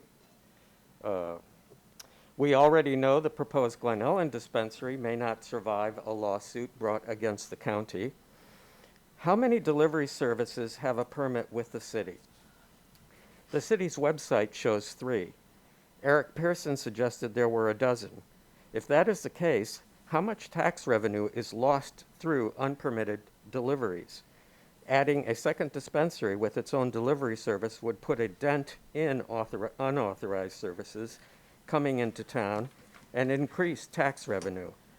We remind that the city's first cannabis consultant, HDL, presented in detail how the city could well support 2 dispensaries. HDL also estimated that between $250,000 and $400,000 could be generated for Sonoma. Aside from tax revenue, it also noted that for every $1 spent at a cannabis retailer, an additional $3 in benefit goes to the host city. The city gets half of 1% for regular sales tax items and 4.5% for cannabis items. So more dispensaries equal more revenue. But beyond this, the city also gets community benefits. Why give away tax revenue and community benefits from a second dispensary to the county? The city will not see a profit statement from Spark until a year after it has opened, and with startup costs, will almost certainly show a loss for the Sonoma location. So, if all the city gets in 6 months is sales tax information, what can it discern from that? If sales tax revenue is below expectations, this really doesn't tell you anything. It could be for a variety of reasons. Spark is not providing the products those in the valley desire. Spark is charging too much so buyers go elsewhere. Or valley residents don't know Spark is in business yet. After all, the city does not allow any signs on the building indicating that it is a cannabis dispensary. The longer we wait, the more tax revenue and community benefits we lose. The Sonoma Valley Cannabis Group recommends issuance of the new RFP without further delay. Thank you. Thank you, Mr. Latimer.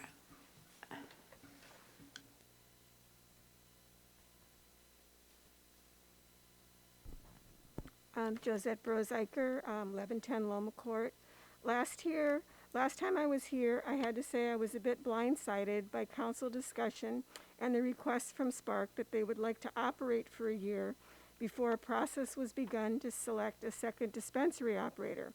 Many of the points discussed were non-factual. Discussion that there is no support that dispensaries will open in unincorporated areas mean we do not need a second dispensary. Earlier today, I talked about perception and reality. I want us to look at the facts before us. There is a lawsuit to stop the Glen Ellen dispensary. This will drag on for a year or more. And why are we concerned about another business in the unincorporated area? Do we do this for wineries, tasting rooms, or other businesses? In reality, we are granting the wish of an operator to have a monopoly for a year if staff recommendation is followed, to push the second dispensary process out till late next year. Again, do we study other types of businesses to see how they do before permitting additional businesses of the same type? And why are we not looking at the data, aka the reality of other small cities with 2 or more dispensaries, instead of what staff has proposed? This would save time, money, and be based on real data. As you know, I have a Sun column called Personal and Political. So I'm going to get a little personal here. This comment was posted in response to Gil Latimer's excellent opinion piece in the IT. There are many delivery companies outside of Sonoma Valley, including several Spark locations. This will keep most prices competitive. I could not help but respond. No, you are incorrect. As a medical cannabis user for 6 years, this is not true. Delivery is more expensive when the dispensary is farther away. People should not make comments if they don't have direct experience on an issue. Also, delivery services require a minimum purchase amount. So let's take my personal experience from last week. Mercy and Katati no longer carries the product I used. So for the past year, I've either used a delivery service based outside of our area that carries what I use, and they have a $200 minimum for purchase, though their item price is usually about $90. I'm going to run over. So I really just want to say that I think we can study data from other cities. I don't think we should be looking at trying to analyze what Spark is doing. It just seems to me that that's a waste of time, and that data may be inconclusive. We really can support 2 dispensaries, and I think if you look at other cities that have 2 or more dispensaries that are similar to us, you're going to find that. So I think we should start dealing with reality, and let's do it with compassion and understanding. Thanks a lot. Thank you, Josette.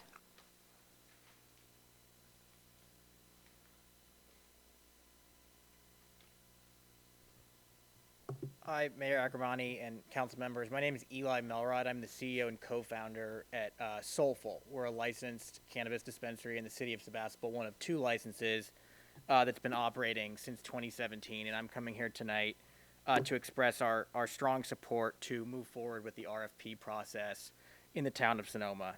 We believe it's absolutely in the best interest of the residents of Sonoma in the town of Sebastopol.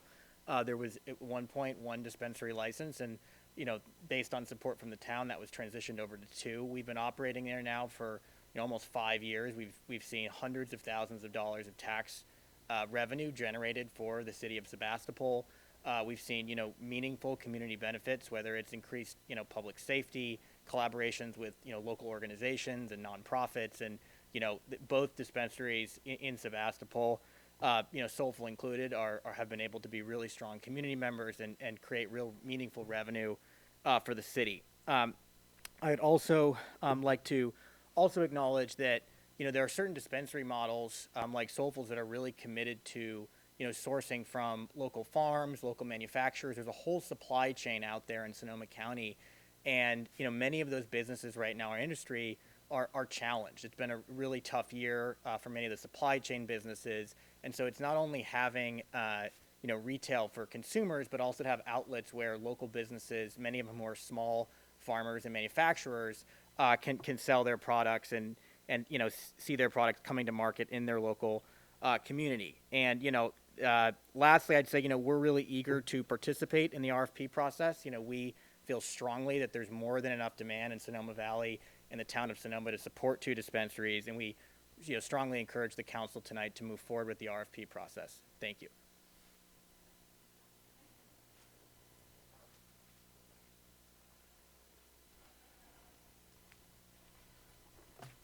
Good evening.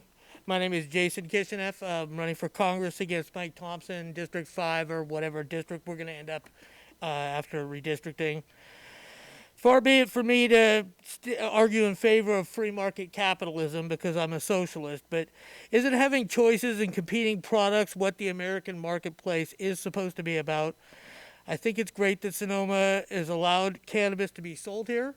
I wish that my own city, American Canyon, would unclench a little bit and allow the same. But now it's time to open up a little more here in Sonoma and allow competing dispensaries. To say that one dispensary is enough is just like saying that one gas station is enough. People need choices. Some people like high-end stuff. Some people are bargain hunters. Some people like brands that can't necessarily be found at one dispensary. Some dispensaries might specialize in distillate cartridges or keef-infused pre-rolls, which may not necessarily be available at every location. All across the United States, people are starting to wake up to see that the reefer madness propaganda that's about legalized weed wasn't true. I could go on about the mythology, but I'm sure you've heard it all. I'm asking you on behalf of those who don't feel comfortable enough speaking on it themselves, and I think that's quite a lot, to allow the second to go ahead and start the process for the second dispensary and maybe consider about going up to 4 to 6 dispensaries in the future. Thank you. Thank you so much. Anyone else?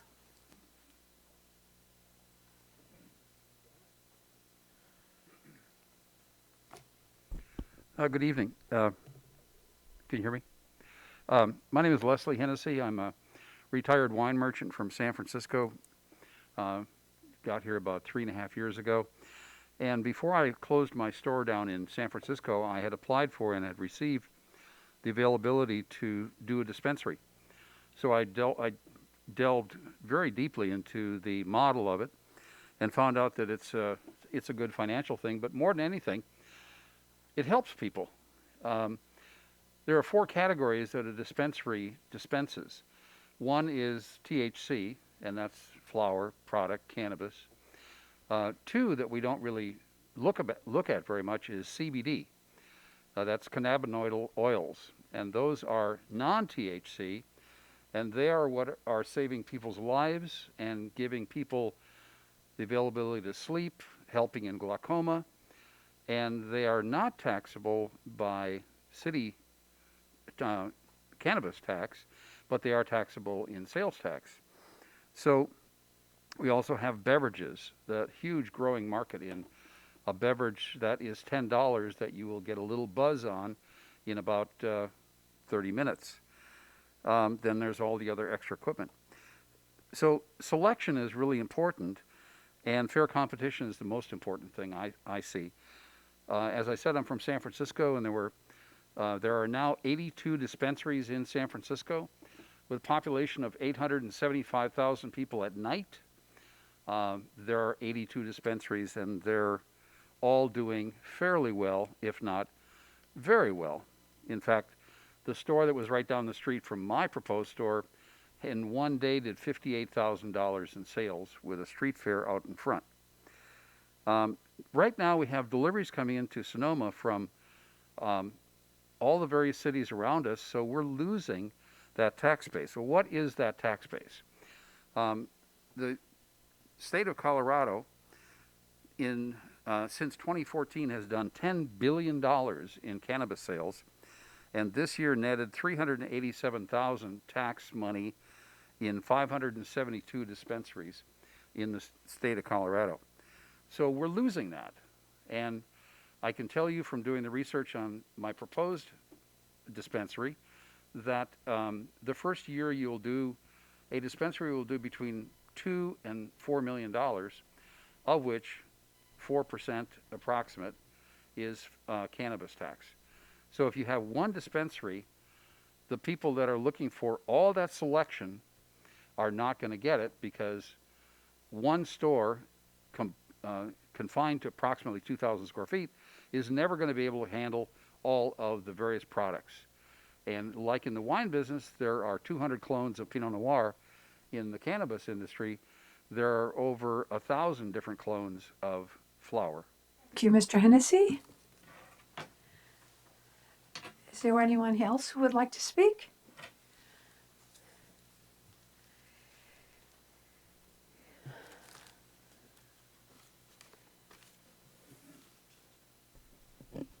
Good evening, Mayor Agramonte, Vice Mayor Ding, City Council members, and city staff.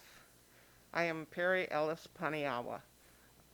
I live at 1140 Beasley Way, Sonoma.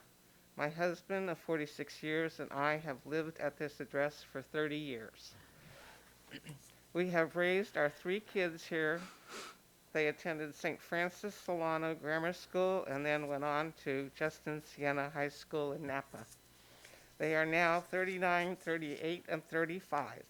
All of them are outstanding people with professional occupations.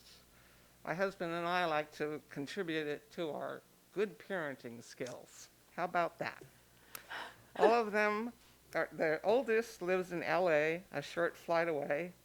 Currently our 2 married kids and spouses have settled in Napa due to the lack of affordability in Sonoma. We are now proud grandparents to 3 boys, 3 and under. I thought it would never happen. I am 75 years old, and guess what? I'm an advocate for medical cannabis and support the use of cannabis. I have family and friends who use cannabis products for varying medical conditions. My husband has chronic knee pain, probably due to his football playing and soccer playing most of his life. At the onset of the pandemic, he had a medical emergency, and I had to call 911. After 5 hospital stays and 3 surgeries, he is now considered a cancer survivor. I hate to see him have to drive all the way up to Santa Rosa to purchase his cannabis products. Let's see, so this ordinary sister, mother, wife, and grandmother urges you to find in your hearts to proceed with the second dispensary agreed upon in April.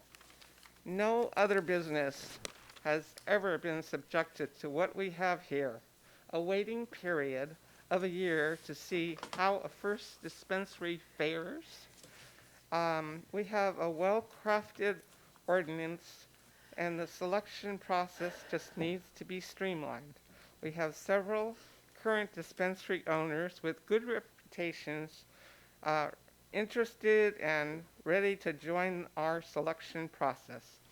Other towns with similar populations have successfully established safe dispensaries producing tax revenue and good paying jobs, some since 2017. Cannabis. Thank you so much. I would like to, we had a postcard campaign, and we have many postcards here. I would like to be able to submit them. Cannabis, compassion, and choice go hand in hand. Shop local. Anyone else like to speak? Thank you so much. City Clerk, you have people on Zoom. Yes, we do. We have Mike Benziger.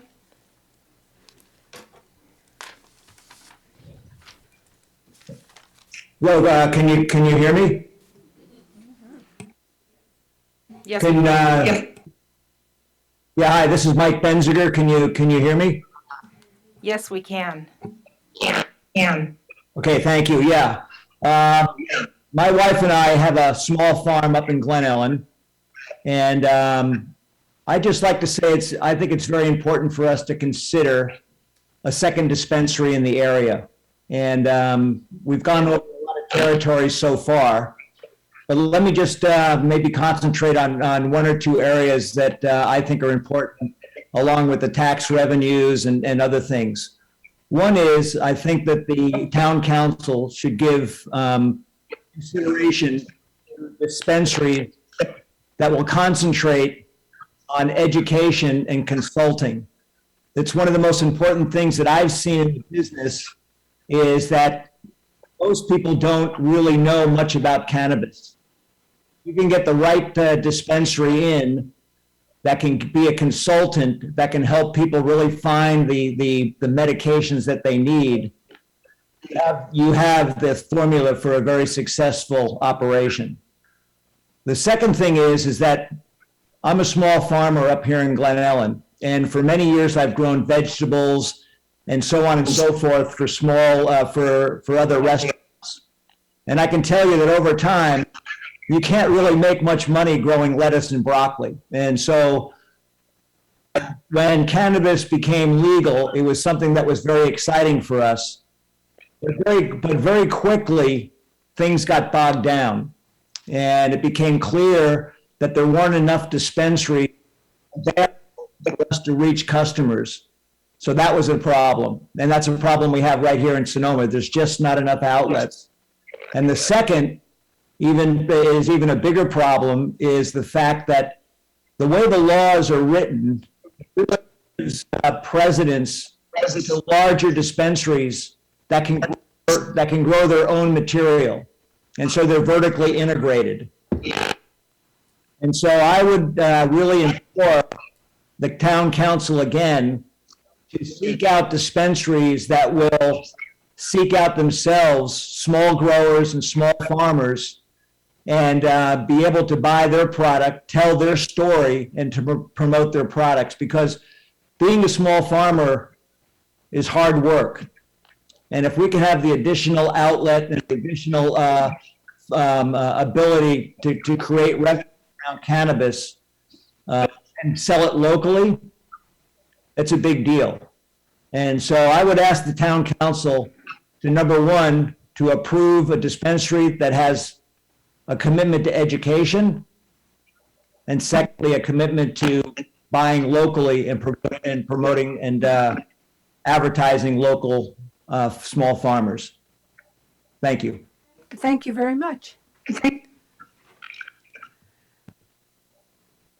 Next, we have David Eicher.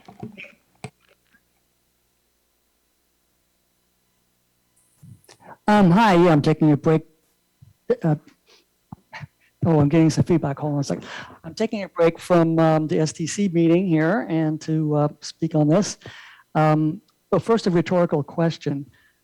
Why give up a year of tax revenue and benefits by delaying the RFP process? I'm not sure what's the gain by that, but the only thing you can really tell is if there is parking and traffic issues, but then it's kind of too late if you wait a year and say, oh, we should have started the process for second dispensary a year ago.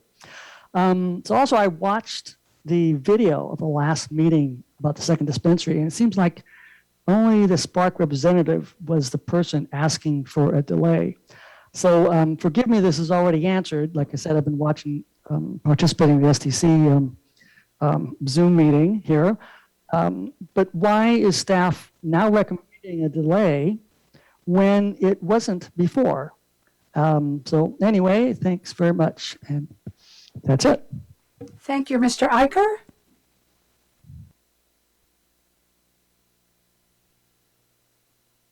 Madam Mayor, no one else appears to be raising their hand. All right, thank you so much.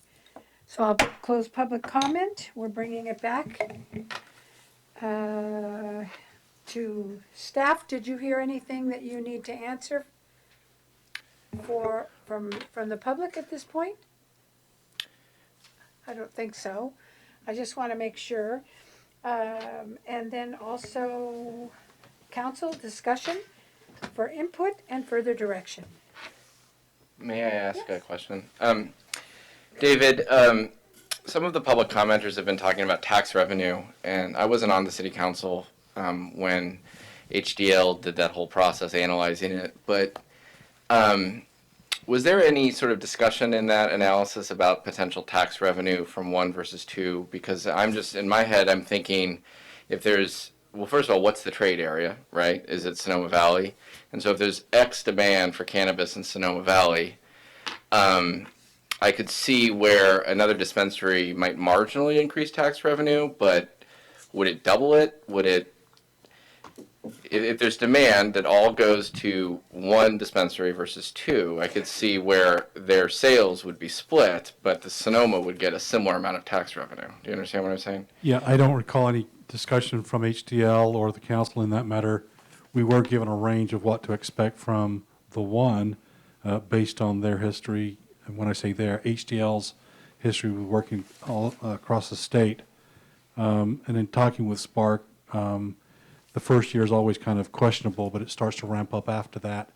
And I think we were expecting somewhere around $200,000 to $300,000 a year in taxes once they're fully going there, and it might take a year or two to get to that point.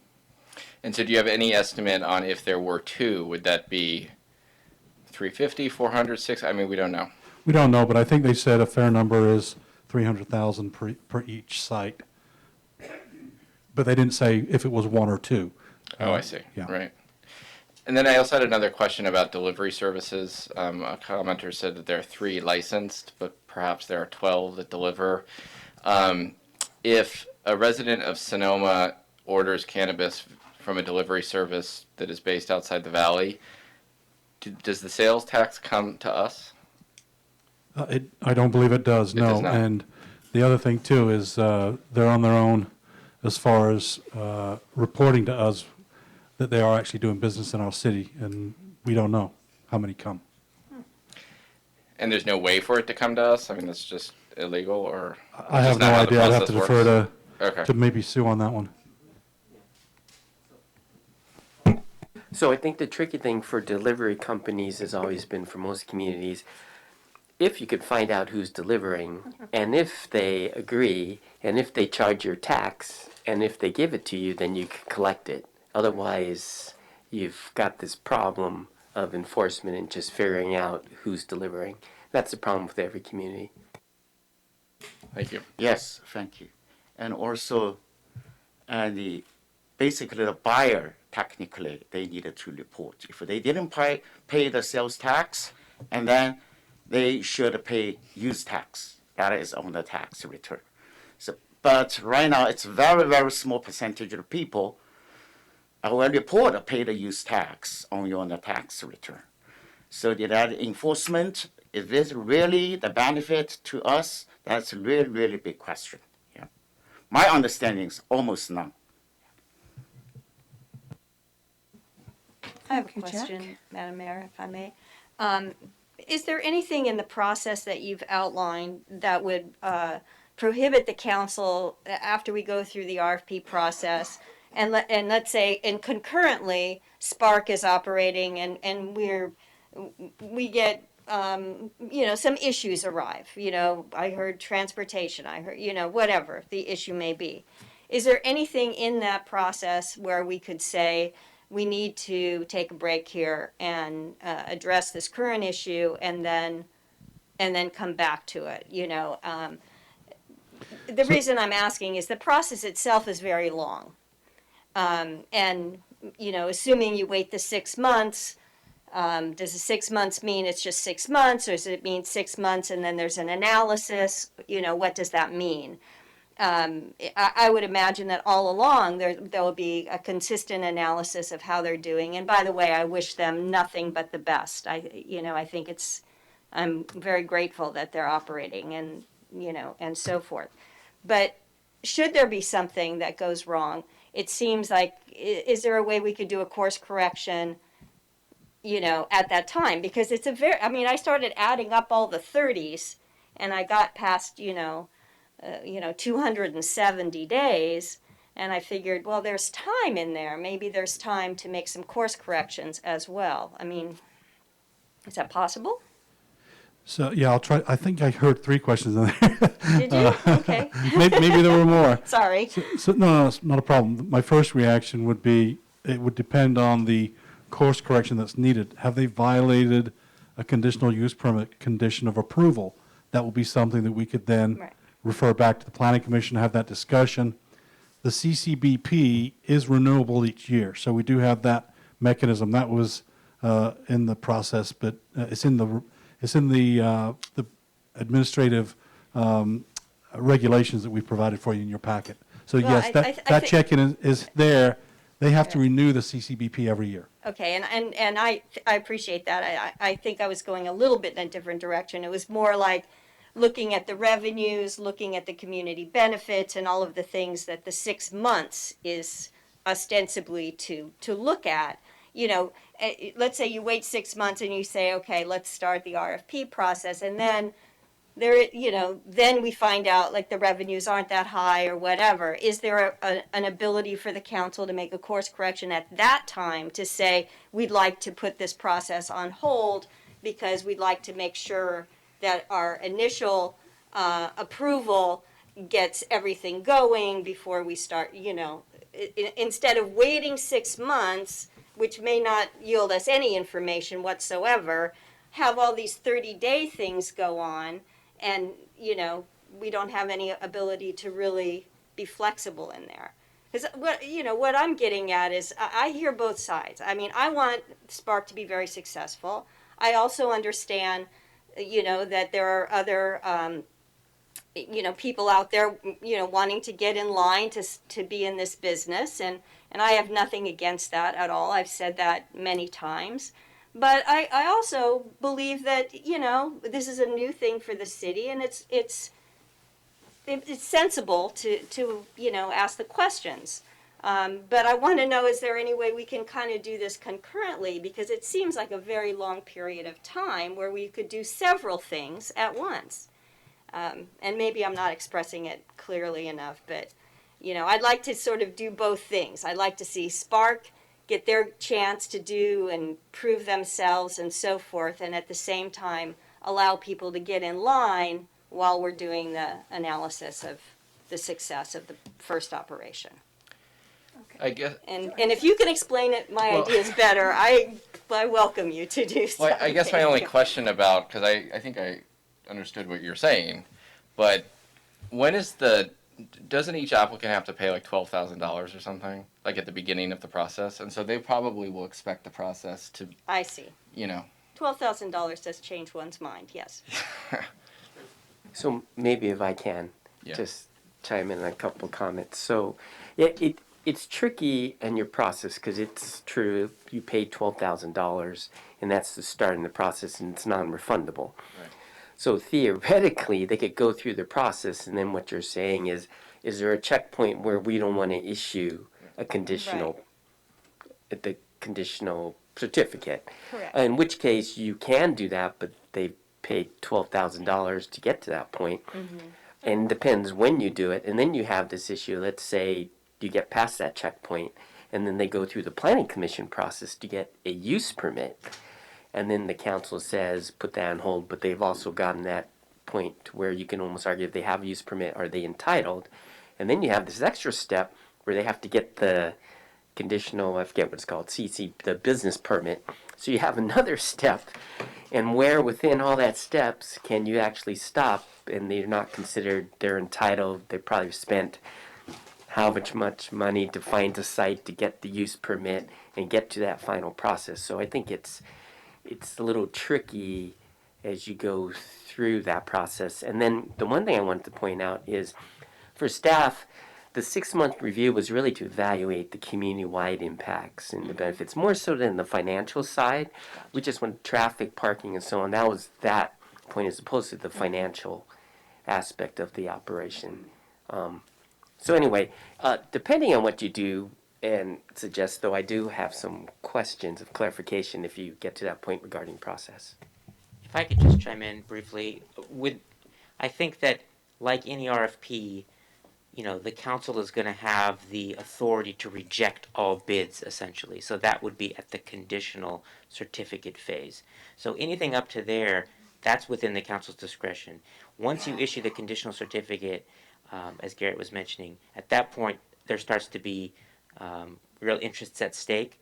And that they're going to lose that $12,000. That's $12,000 that goes to pay for all of the staff time, consultant time to evaluate those proposals. So that's going to be sunk cost at that point.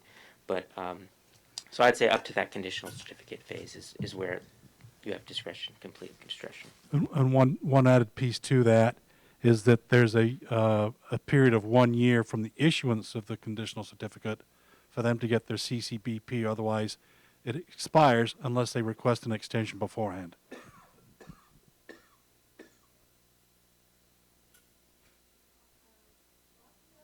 Some preliminary comments.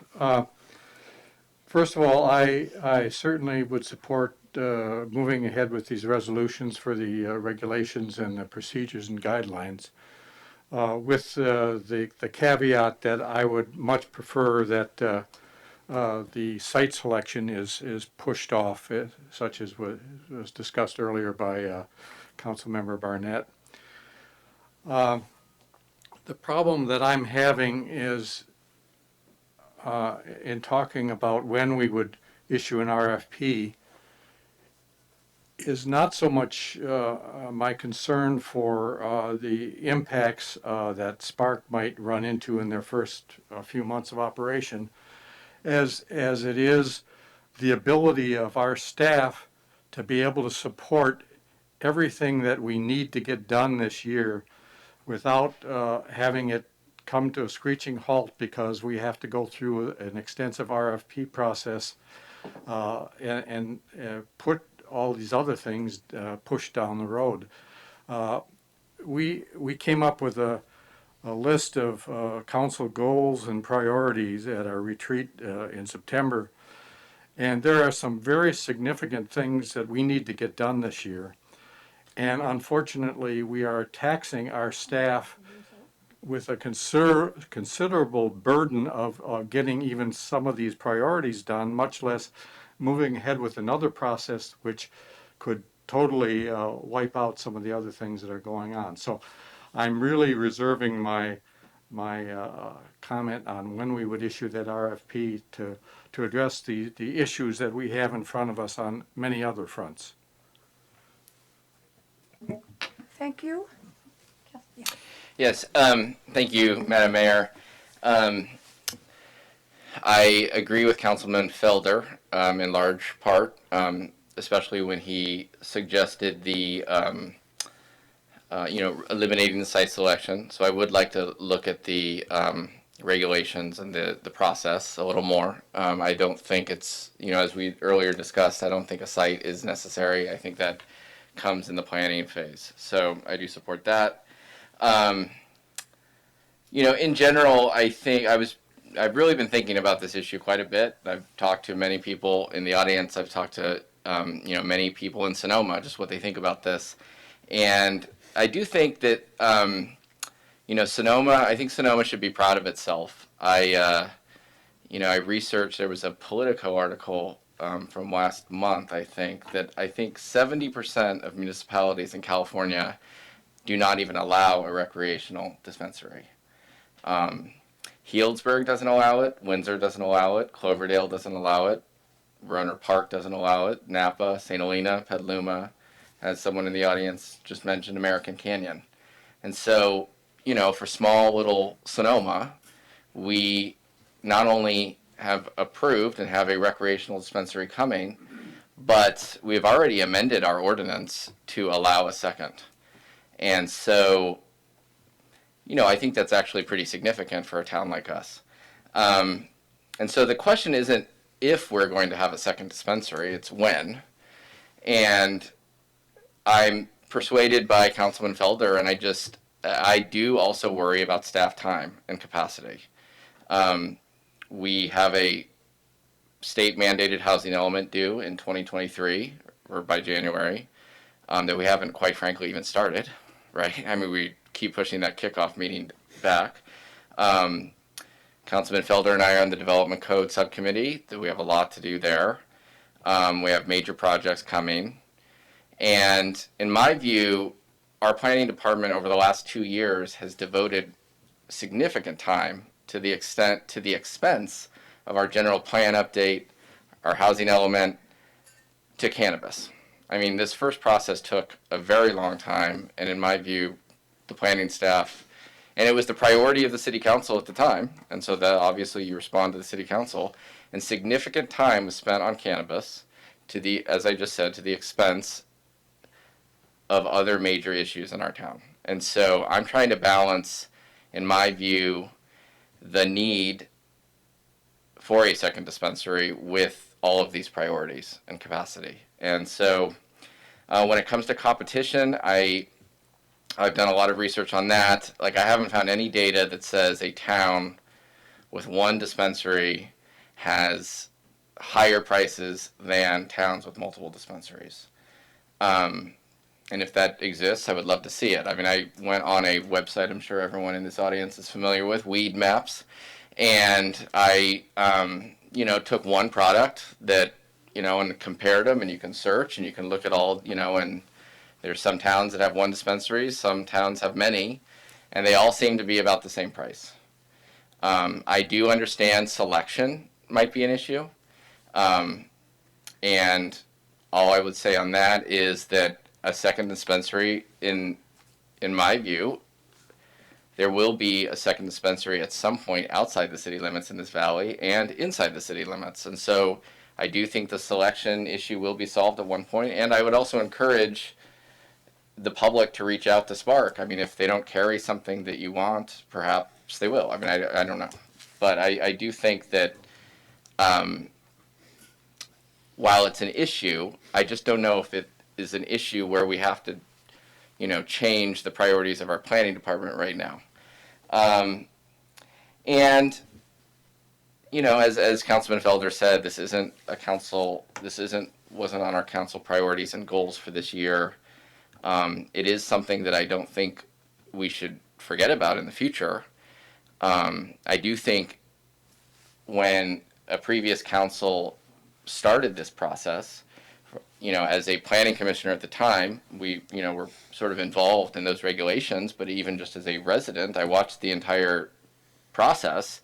And former mayors Hundley and Harrington and Harvey, I believe, made the point that maybe, I think that HDL study did say that 2 dispensaries could exist in Sonoma, but they chose one because they wanted to see how it went.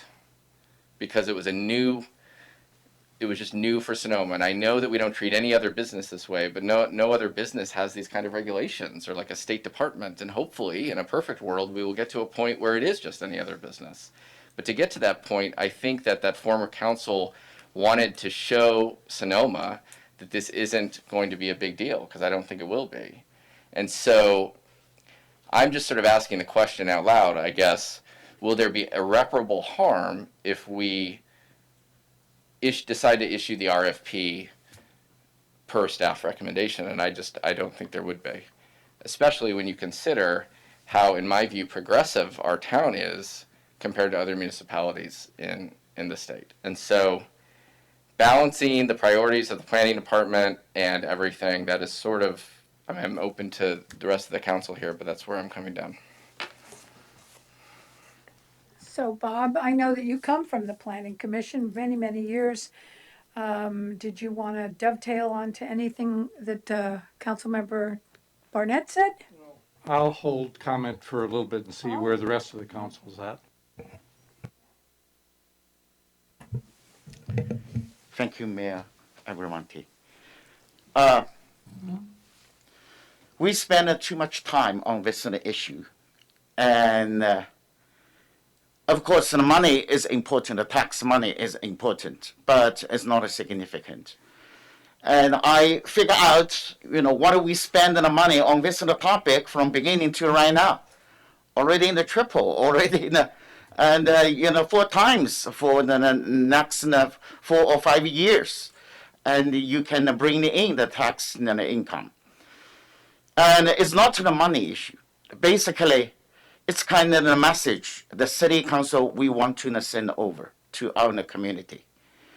So far, I think our city council take it very seriously to take a very responsibility for our local communities and different opinions, different backgrounds. Some is based on the personal experience, some based on the financial interest. We consider it all, and also we are thinking. So we are proud. We can consider all, especially for those council members right now retired, just only Mayor Agramonte closely involved ordinance preparation. That is a big work. This kind of documents could be as the model copy for another city. However, the city of the Sonoma is different. We have our way to process any project, especially this new project. We already spent a lot of the energy and the time on this. We had better do it better and try to be perfect, although it is not necessary. So according to the staff, and suggest 6 months for the reviewing and the afternoon the processing, got the the information that is necessary. That is take responsibility for the business owners, for the customers, for our neighbors, for the communities. I'm the tax person, specialized in the tax consulting. I do have some marijuana the business clients, to be honest. My understanding, it's tough, especially for these kind of small players, and mom, pop, and have 10 acres, the land, and want to plant it and then sell it to earn the money. It's impossible. But we in the city council, we want to protect our local people, right? So that we cannot just leave it open. Oh, come here and then you can apply. Finally, our local people cannot get a benefit. Why you select us to be as a leader? No, we need to protect. Number one. Number two, still is a compliance issue. And under the federal level, still it is illegal. People are struggling. How to avoid pay additional taxes, let the store come down. A lot of the people that owing the taxes and bankrupt, and also got a lot of the issues. So when we move forward any project, of course we need to look at the positive side, bright future, but never forget people already they got into trouble. We should learn something. That is a little bit of contribute to our meeting. Thank you. Thank you. So I appreciate all of the comments that were expressed and the staff, and I thank you for all the work and that has gone on this. I mean, I was asked early on this year if I supported a second cannabis dispensary, and I said yes. I didn't have any sort of reason why not. It's like, it's a business, it's a legal business. I have a great interest in making sure that we make a lot of tax money in the city of Sonoma so we can do good things. And my impression is that these businesses will garnish some tax money. So I'm in support. I also, just in a global sense, like, the article that you brought up from Politico, it's a sad statement, really, because it's really stating that the state of California municipalities would rather see illegal operations persist rather than make ordinances to do the right thing. And the illegal operations, a lot of them are very detrimental to the environment and, produce materials that, don't have the quality that Spark provides. And so I agree with your sentiment, Councilmember Barnett, that we're doing the right thing by opening this dispensary. The timing is concerning to me because as I look at the timeline, as I said, I'm adding up all the 30s, and that's why I asked my question, was there any way we could sort of dovetail it?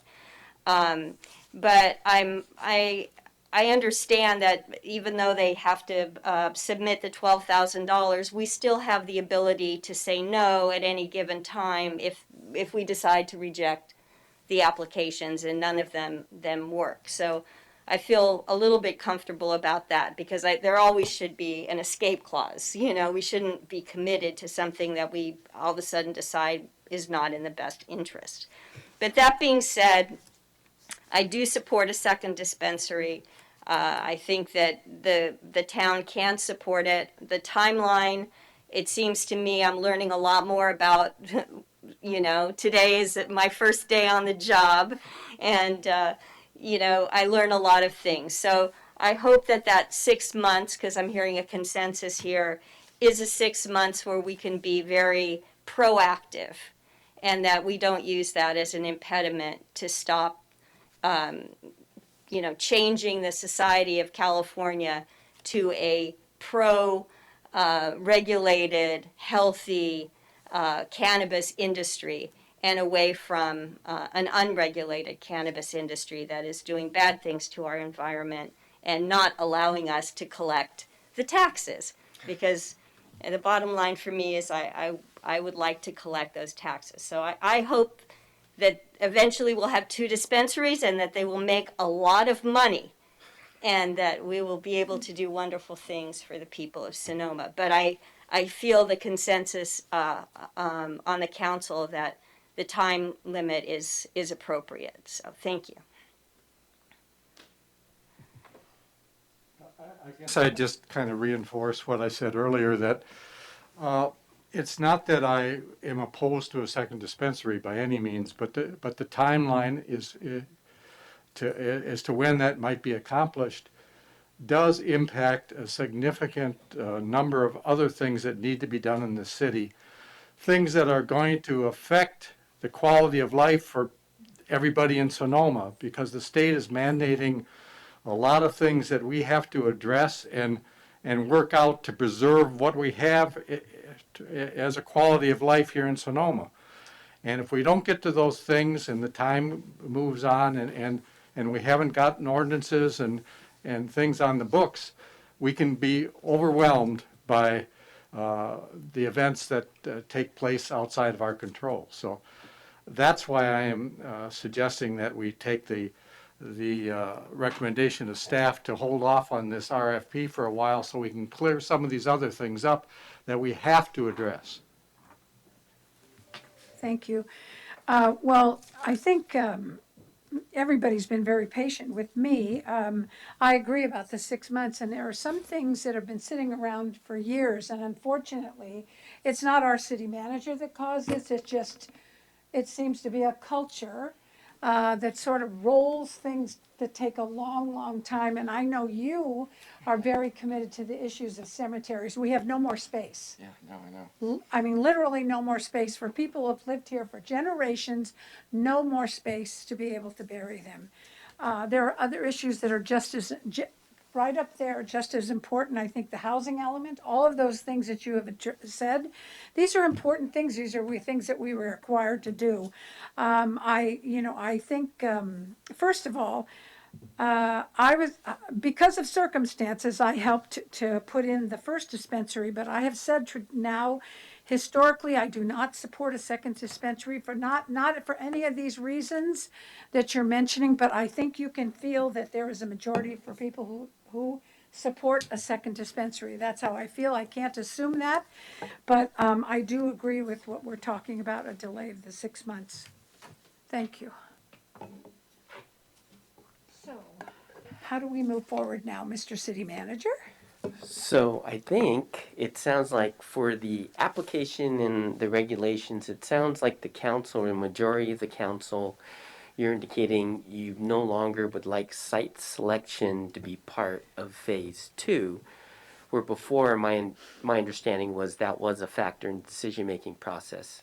So if it isn't, because that's going to go then to the planning commission when they go for their use permit, then it sounds like under our process, well, we can't put that back on the screen, but under our process, we have in phase one, theoretically, we narrow it down to 5, and then it went into phase two.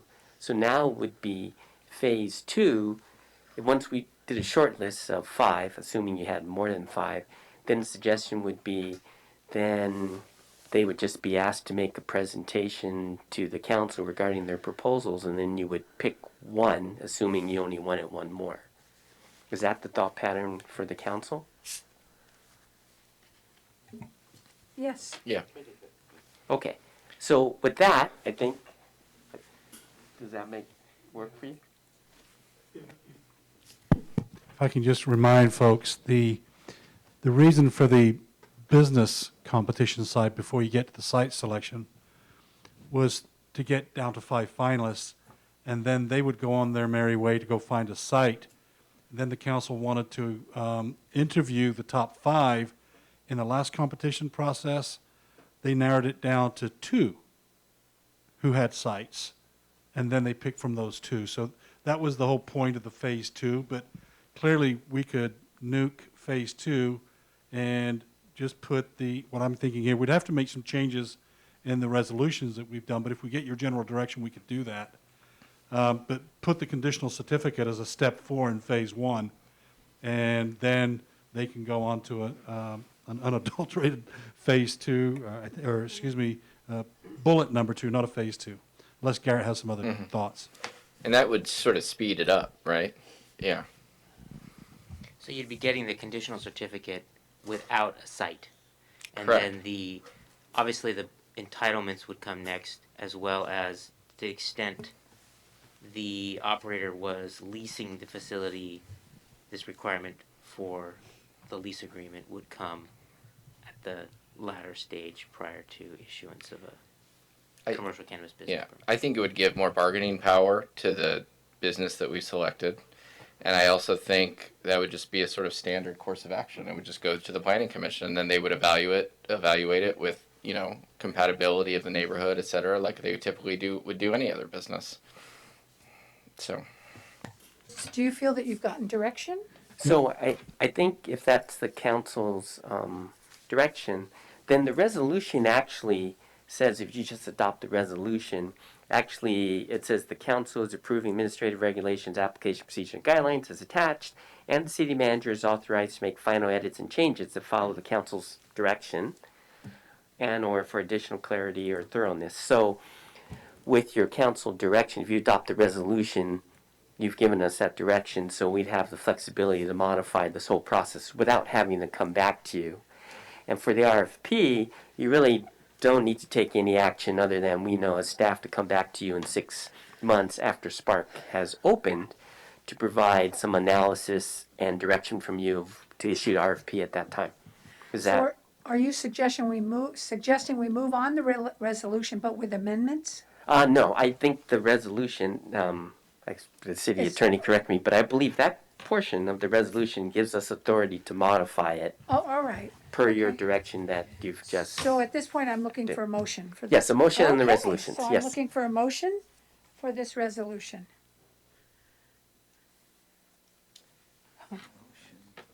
I have it right here, Council. All right, I move that we adopt a resolution of the City Council of the City of Sonoma establishing and adopting fees to process proposals for the commercial cannabis retail businesses in our Thank city. you, and could I have a second? I second. Thank you. And roll call, please. All Okay. right, as a little clarification on the recommendation, you have 2 resolutions, so were you planning to make a motion to adopt both resolutions? If you look at the At the staff recommended report, there's a council recommended- action? Yeah, well, yes, I will. Yeah, so So anyway, your motion would have been adopt a resolution approving administrative regulations, Yeah, I can't application find it. procedures, and guidelines. Yes. And the second, and then you would also be adopting a resolution approving commercial cannabis processing fees. Well, I believe that was going to be your motion. Yes. So moved. Yeah, whatever you said. Thank you. So, okay, that was a motion, and I have a second. Jack? We're second? And may I have a roll call, please? Thank you. Thank you, Mr. Toy. Vice Mayor Ding, Aye. Councilmember Burnett, Aye. Councilmember Felder, Aye. Councilmember Lowe, Mayor Agramonte. Aye. Thank you. The motion carries unanimously. Thank you. Well, it looks like we have, what else? Oh, no, something. So, 7.3, discuss, consider, and possibly take action to adopt a resolution authorizing the city manager to execute a contract with AECOM to prepare appropriate environmental review pursuant to the California Environmental Quality Act. It will City- be your associate planner. Oh, all right. I'm turning all right. Thank you, Ms. Kearney. Thank you. Tierney. Can everyone hear me? Yes. We're back before the council following our last meeting with direction to move forward and a contract with AECOM. After the last meeting, Director Storer and myself reached out to numerous other consulting firms to make sure that we knew what our options were for moving forward in order to have as unbiased of a process as possible. There were several firms that we contacted that were not interested, and as a result, we had brought forward 2 additional proposals. These are responding to the same RFP. This would be the RFP 2 that both are responding to, and staff's recommendation is to move forward with the contract with AECOM. Both firms and proposals were very similar, and the AECOM proposal was a little bit cheaper, and the timeline was a little bit faster. Other questions? So I'm kind of lost here right now. Staff responds to any, any public. I cleared the room. Look at that. God. Any comments from the public? Not seeing none. I think someone's coming back for a jacket.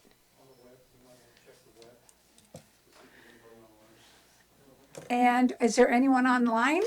What happened? We even lost our city clerk. What happened to our city clerk? She's on the floor. Oh, is there anyone online? Oh, great, okay. But they haven't raised their hand. They're not speaking. They don't want to ask. They don't want to, all righty. Okay, thank you. So, let's see, I'm looking through okay.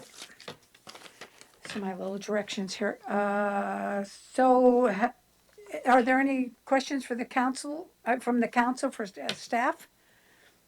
Yeah. Nothing? Yes, Jack? I do have question. Oh, yeah, sure. The 2 companies. Well, I'm sorry, I have to close the public comments. Go ahead, Jack, I'm sorry.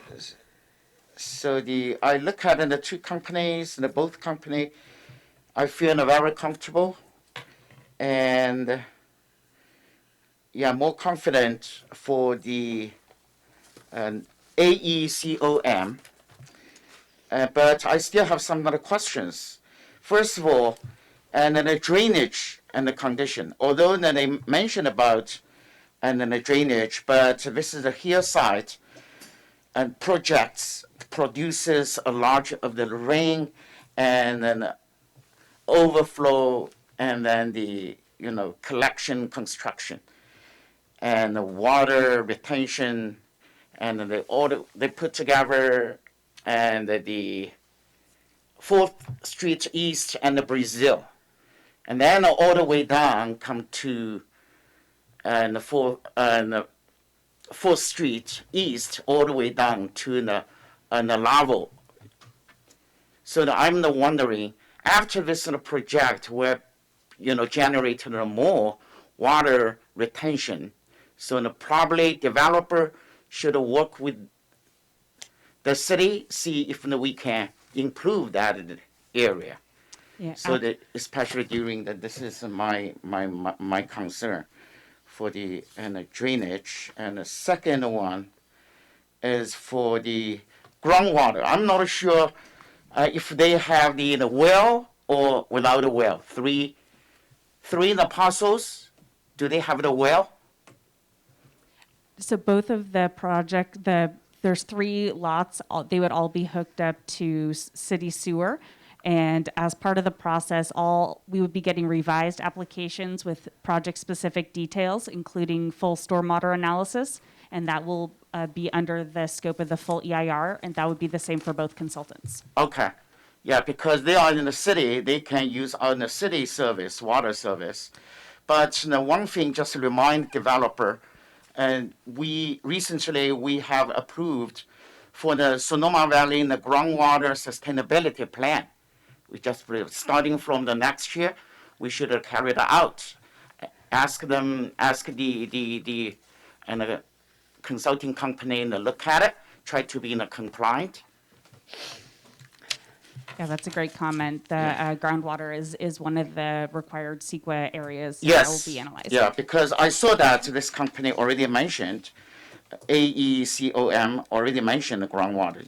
Just let them know recently we have the new local code has been issued.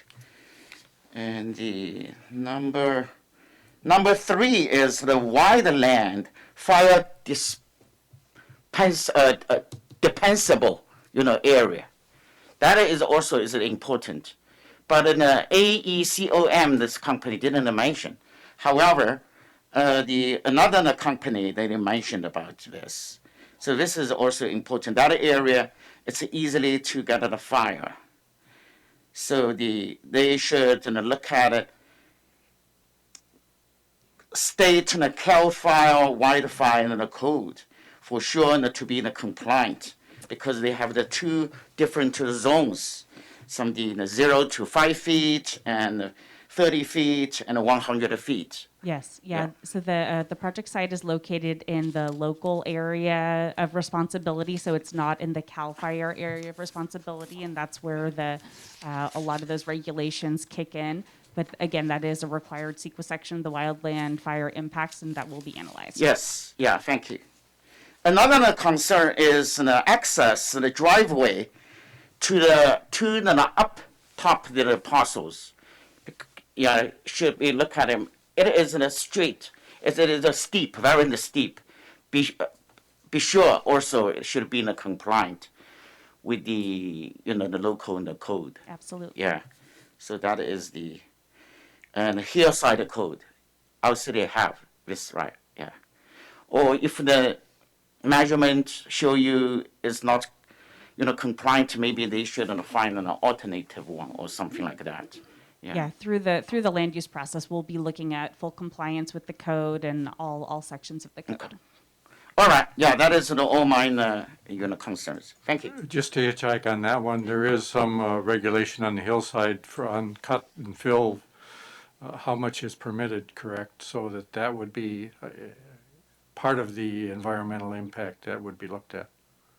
Yeah, so the compliance with our zoning code, with the hillside ordinance, that would be in land use, and compliance with the policies, the actual cut and fill and impacts associated with moving the earth, that would be in a different section. Okay, thank you. Mr. Barnett?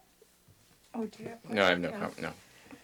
So, direction from Mr. Toy. I think we've had our discussion here.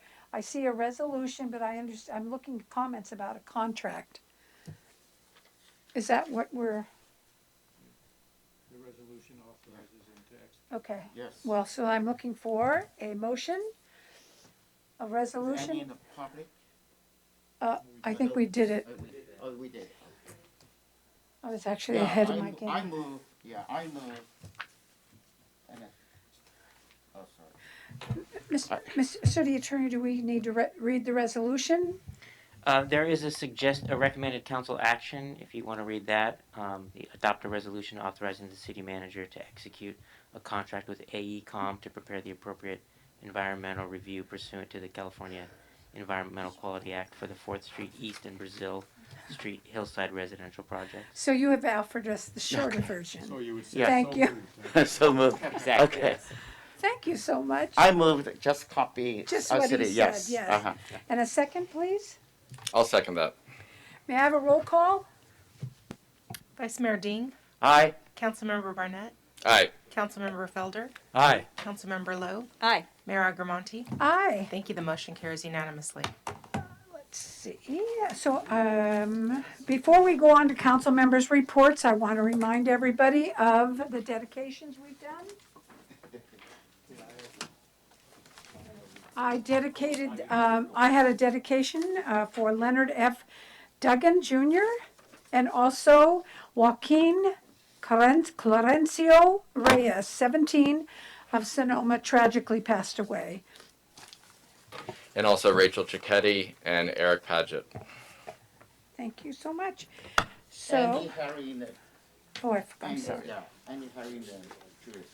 So I just wanted to remind you that have dedications. I don't know if you've learned this, Everybody. but we need. So beautiful. I know. I saw that, but I need to remind you. You need to give addresses for people so our city clerk can do the letter. Okay.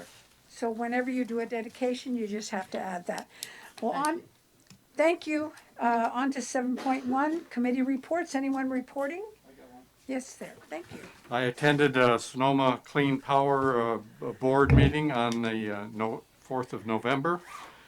And a couple of things that came out of that. First of all, Sonoma Clean Power is providing a very valuable service and being an advocate for the ratepayers of this county. They were able to get a settlement agreement with anytime there are sanctions against PG&E, they have been putting those on the burden of the ratepayers as opposed to the shareholders. So they now have to charge those sanctions, anything that they are sanctioned for, to shareholders instead of the ratepayers. So they're saving us some money. That sounds wonderful. Thank The you. other thing, and something that I would encourage anybody that has some time to get involved with, is Sonoma Clean Power has an advanced energy center up in Santa Rosa that they've opened right in downtown. And it's an amazing complex. You can go on a 30-minute guided tour and learn about all these newest energy-saving technologies, incentives, financing options, and ways to produce clean power that doesn't impact the environment. So it certainly is a worthwhile thing, and I would encourage people to support that. And I would also recommend that at some future time we might invite Sonoma Clean Power to give us a presentation for That would all be the good great. things they're doing. Yeah, they haven't been here in a while, I think. They're good. So, Jack? Oh, Yes, I have the one to share. Actually, not related to our committee, but I think it's good to share with everybody. And this morning, and I, as the representative of the California state enrolled agent, and total we have 4 people meet with the Michael Thompson in Washington D.C. Actually, we should visit in person, but during pandemic, we just stay here. We discussed about RS reforms and how to fix broken system, how to use the $10 million for the RS. Yeah, so that is very, very effective in the meeting. I appreciate it. Council member can listen on the tax professionals' opinions and the suggestions. Thank you. thank you, Vice Mayor and Council, Mr. I Barnett. don't have anything else. Sandra, would you like to share? I've given Yeah. Sandra our work plan. Yeah, So no, she- I've got the work plan. I wanted to just share, I don't know if this is the appropriate time, but this is Native American History Month.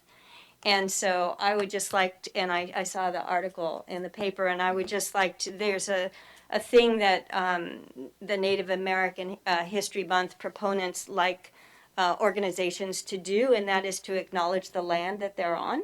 And so I would just like to take this moment to acknowledge that we gather today on the traditional land of the Grayton Rancheria and the Coast Miwok peoples, past and present, and to honor them with gratitude and to remind ourselves to commit how to be best stewards of the land we inhabit. So I just would like to share that. Thank you. Thank you so much. No one else, I think. So, thank you so much, Sandra.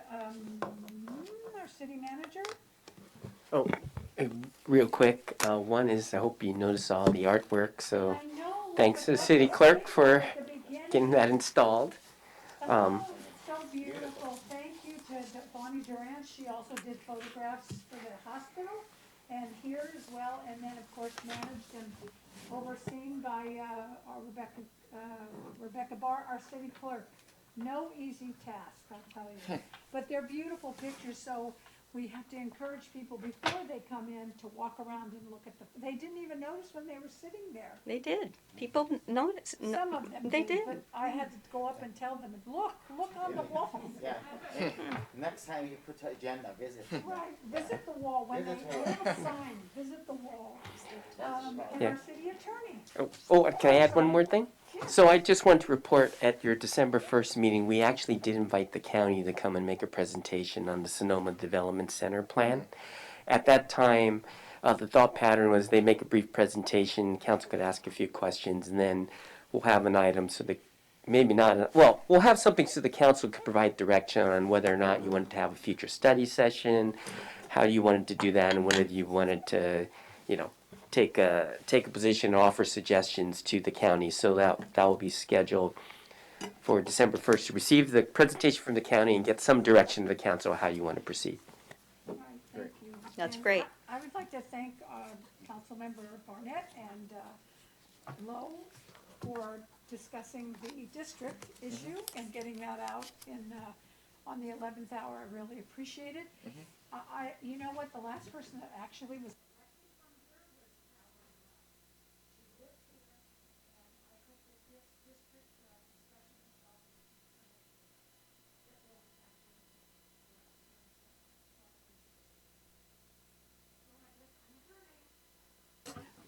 the meeting.